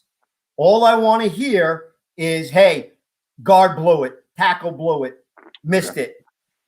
Once that drive is over and we're on the sidelines, we have a minute to talk about schematic stuff. Hey, what went wrong? Because I'll write down, or my running back coach will write down the play series of what we called. Okay? Hey, we ran inside zone the first time, gained 5, didn't get a push crack from the wide out. Get that corrected. You know what I'm saying? So the first minute after the drive's over, let's go. All data, information, everyone go, rock and roll. But once we're on the field, there's only 2 people communicating. It's me and the O-line coach. Sometimes I'll ask, hey, what was the coverage on that? Did we blow that one? You know, did the wide receiver not do the right thing on that? You know, hey, coach, it was cover 3. We blew the route concept. But nothing is being said unless I ask a question or the old line has the old line coach can talk to me directly and say, hey, we blew that one, blah, blah, blah. Okay. That makes sense. I like that. Were you I'm guessing since you were the head coach, you were on the field. When you were just the offensive coordinator, were you in the box or were you on? Yeah, great question. If you're an offensive coordinator, and I'm short, I'm only 5'7", so I could hardly see what's going on the other side. As a play caller, I hated being on the field. Now, I adapted to it being a head coach, but if I was an offensive play caller and just an OC, my ass would be in the box because first of all, it's a quiet environment. You're eliminating the chaos on the field because it gets real chaotic, obviously, if all of us know. You have the ability with a bigger landscape to write down your thoughts and your ideas, which you don't have that as a head coach. So to answer your question, I would be in the box personally as a play caller, as an OC. As a head coach, you don't have that luxury, but the picture and the surroundings of you in the box is a lot more conducive to being successful than it is on the field. Okay. I'm glad you said that, because I was thinking I'm offensive coordinator. I've always been on the field, but I'm thinking this year I may actually try it on top of the box. And Yeah. I like what you see. It's kind of like the Madden picture. You see everything so much clearer than you do on the field. And again, me being height deficient, I have to stand 50 yards back to kind of see what's going on from a front standpoint. Okay. All right. Awesome. And now let's talk about halftime. What were you doing? First off, how did you get all your coaches up, and what were you saying? What were you looking at? How does that communicate? And then how did you turn around and tell your kids? Yep. So it was 3-minute intervals. We had 15-minute halftime. So we had 9 minutes. So the first 3 minutes, and we had my director of football ops had a clock, literally with a stopwatch. So all the people that had the data, the fronts, the coverage, explosive plays, negative plays, 3 minutes, run down, and he would sit there with the chart. Play XYZ, -2, physical error, tackle blue, whatever. We would go, so he would have the floor for the first 3 minutes. The next 3 minutes, we would go over our adjustments. Okay? Okay. The following 3 minutes, all right, before we broke up, the defense would give me their input. The offense would go. The last 3 minutes, I would go with the defense, any adjustments, anything we need to be. And special teams would kind of be included in the defensive side because I was more with the offense. The last 3 minutes, we'd go talk with our players. Then we'd get back onto the field, warm up the last 3 minutes, and we'd go. Okay. Were you making huge schematical changes or just tweaking like little mistakes that you saw along the way? We kind of already went over a lot because we were always getting direct feedback after every series from the box. But if there's something schematically that we needed to adjust or another way to attack it, let's say, for example, we're running 2x2 bubble from 2 open sets, and that nickel was really giving us problems from if he was blitzing or not. Well, an answer, hey, we love what we're doing there. We love the inside zone, but that nickel keeps crashing down. We're not getting the RPO. Hey, let's get 2x2 stack extend and widen that fucking nickel out here, and let's attack it that way. Or you know what? Forget the nickel. We're going to widen the nickel out by getting 2x2 and bringing that sucker in orbit motion to the field side to lengthen that nickel. So those are the kind of thoughts and how we were thinking about attacking that deal going in. But it was boom, boom, boom. Either we had the answer or we're going to talk about it at halftime. All right, and this is a perfect segue. I'm glad that you brought up orbit motion. Coach wants to know, how do you account for the defense if they brought somebody in the box on motion? So if you're doing orbit motion to the right and they bring that person to the left, how do you account for that person in your blocking scheme? If we're running to that side, and here's the biggest thing as a young play caller, it always frustrated me, right? You're sitting on the board, you're drawing all these X's and O's, and you're bringing this guy in motion. You think the guy's got him flanked, but what you forgot to do is when this guy comes in motion, this guy's going to adjust to being in the box, so you got to account for him. And as an early play caller, I was like, I always struggled with that. So as obviously you mature, you start to understand blocking schemes and doing things like that. Well, what are you going to do? Well, now are you going to open it and push it to the front side to count that nickel? There are certain things you look for. If you're in a 2x2 set and that safety, instead of being 2 yards off the hash, is now 4 yards off the hash. Well, that's a good pre-snap indicator. You're going to get some type of nickel fire there. Well, are you going to lengthen them out? Are you going to push to it? How are you going to account for that in your blocking scheme? So, and I don't know what specifically Coach is talking about play-wise, but for instance, if we were going to orbit motion just to kind of get the defense to rock and roll, but run it from the side we're going to motion to, we'd probably open up our tackle. We'd make a push call and open account for that guy because we know he'd be back in the box once we do that. Or we can RPO that. We're running same side, outside zone. If that nickel's coming for me, if that nickel fires, we're running some type of glance movement key RPO off of that nickel. I like we'll that. RPO him, or we'll count him in the count in our scheme run play. how often did you, first off, same side RPO, did you do a lot of that, or was that like a game time decision? No, we did a lot of same side I RPO, love that. a shit ton, because I think it really puts that overhang player in conflict. So we would pull and punch and trigger off of him, off of the quarterback pulling off the end, or we would count him as a movement RPO, or we would just formation his ass out, getting a 3-by-1, formation his ass out to the field where he's got to be split the difference and play an RPO game with our single wide receiver on the backside with tight zone or wide zone or counter tray to the single receiver if that fucker's going to go out there and split the difference. So there's a lot of different ways we can dick around with that overhang player, either formationally, stretch motions, orbit motions, or stacked formations is kind of how we tried to attack that overhang nickel. Okay, how often did you utilize motion in your offense? A ton. And the thing is, too, again, to play fast, our plays taught conceptually where certain plays would already have the motion incorporated into it, if that makes sense. So we did it quite a lot. We want eliminate the verbiage. So we had a lot of plays with motion incorporated into it structurally, so we don't have to add an extra signal to the play call. And the same thing with our backfield alignment. You know, and I know this is off topic, but if you're going to play fast, and I know I told you we're going to hang our hat off of inside zone. Well, if we're going to run inside zone from the pistol, we called it Zeus. If we're going to run our inside zone off of an offset, we called it Virginia. All right. Oh. If we wanted to run it from an even set to slow down the mesh charge, same side inside zone, we called it Apple. So, and we stumbled upon that. And here's why. Because when we first started out, we had to give the sign we're in pistol, we're in even, we're in offset. So we're like, screw that. Let's just, everything's inside zone. It don't change for the old line.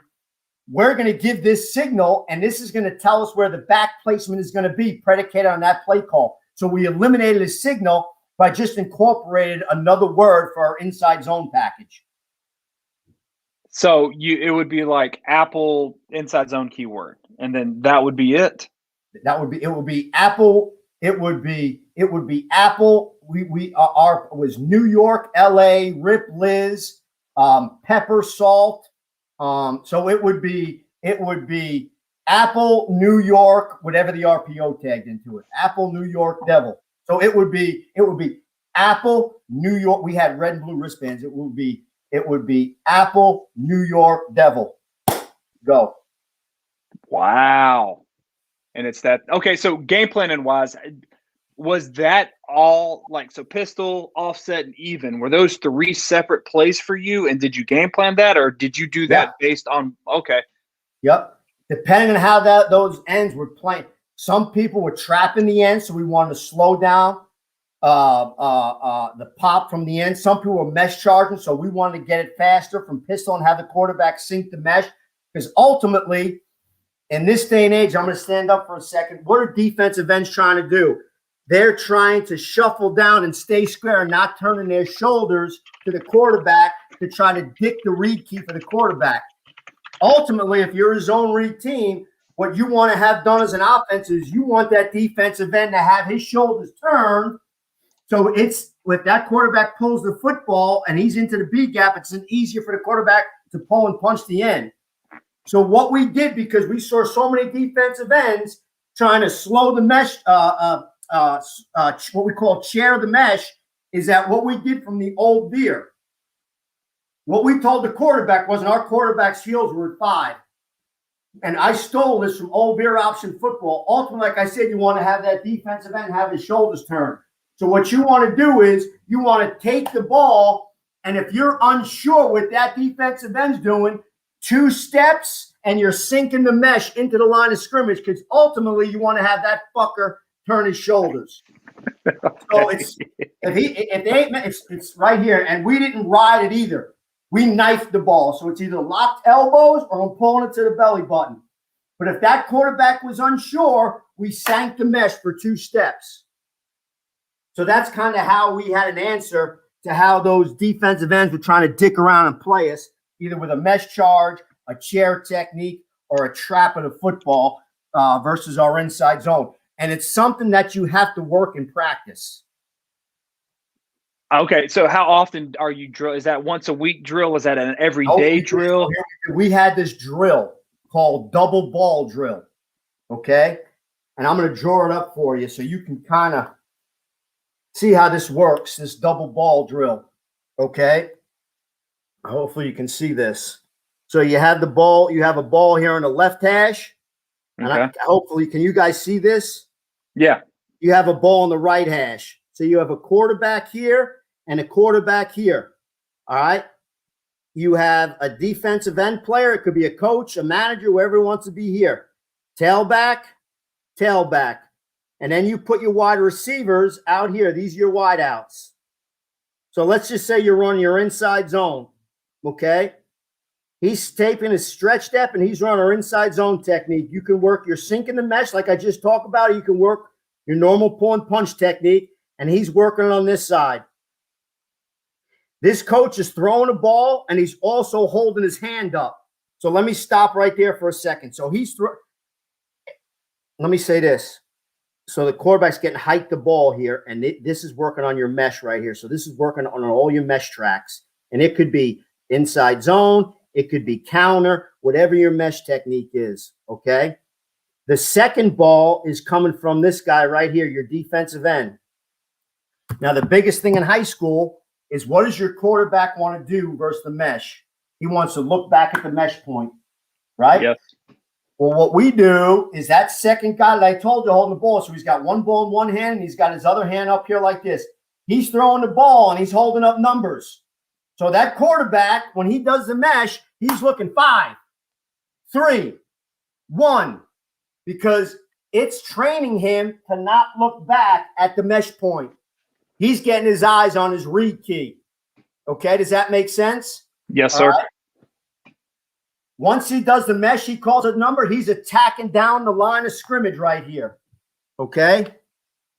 He's attacking down the line of scrimmage, and he's going to get a second ball after he yells out that number. Once he gets that second ball, you guys are running any type of pull and punch RPO off of that, and he's throwing the second ball off of your RPO, the pull and punch RPO. Does that make sense?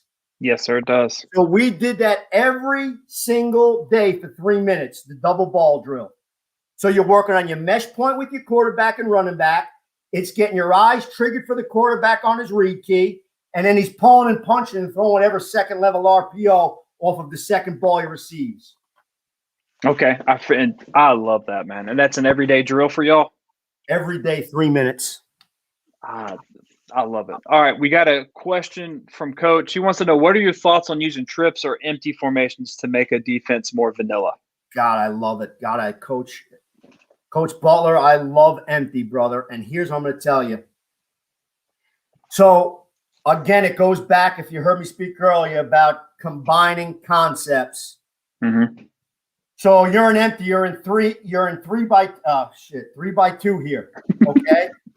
Let's say you're running, let's say you're running drive concept over here, right? So you got drive over post. And over here, you want to run some type of man beater. You're running, snag 6 with whatever you want, flag route and a snap. But what we did was we took that and you can go drive snag. So we would go drive snag, all right? And we would know it would be a base protection. When we're in empty, it was always a 5 down. And the quarterback had the ability, if he thought that he was getting any type of 6-man pressure, to slide it, but he knew he was hot off him. But let's get back to this concept for a second. Anytime we signaled it in, the 3 receiver side would always be the first concept. The 2 receiver side would always be the second concept. So you could be as multiple as you want to be with regards to putting in a zone beater, man beater, or running five, whatever the case may be, because you taught things conceptually and how you signaled it in, you can run whatever you want to your your 3-receiver side and whatever you want to run to your 2-receiver side. You just have to make sure the onus is on the quarterback to get you in the right protection, because the team's going to do one or two things when you empty it out. They're going to pressure you, or they're going to play coverage predicated on down and distance or game time scenario. So he has to have the ability, hey, it's a 6-man pressure. I'm going to 4-man slide this, or it's a 5-man pressure. I'm going to 5 down it. So he has to be cognizant of that. And that's leading up to your workup throughout the week, or how you practice that and your scripts and stuff like that, what they do, how they're going to attack empty. But I love empty. I love reloading the back. I love widening the back out, putting them in the 3 spot or the 1 spot. I'm a huge empty fan, and I utilize it all the time. Okay. Great question, Coach. Got another one.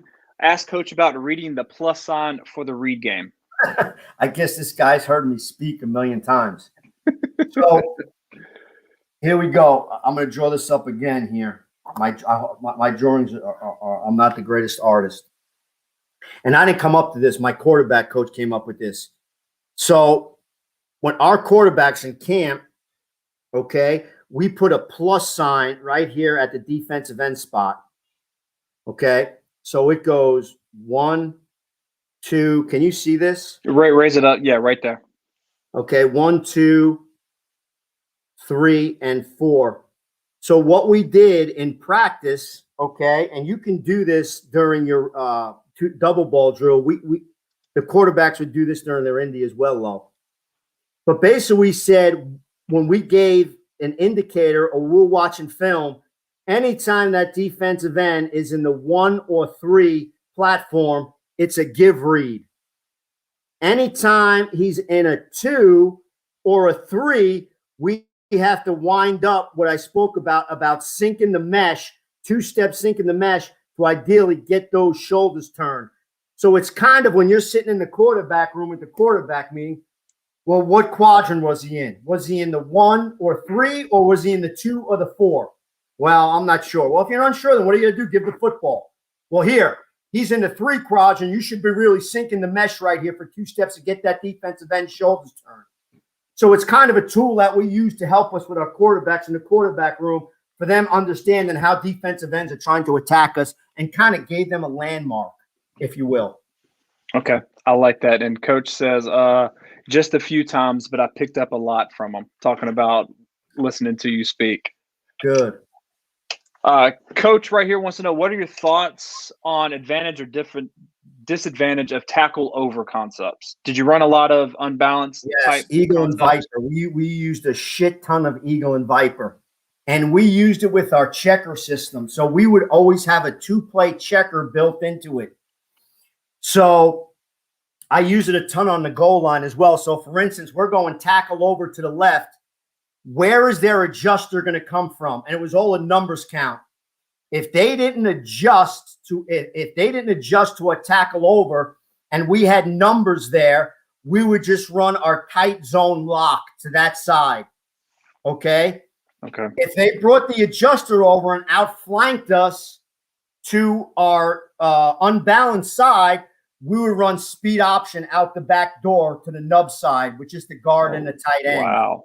So there's a ton of checkers we used. We had a power O pop checker predicated off adjusters. But if you can put 3 or 4 concepts with a checker system in it, with an unbalanced, let me tell you something. You'll be real good in the red zone. And we took a shitload advantage of unbalanced in the red area just with a few checkers.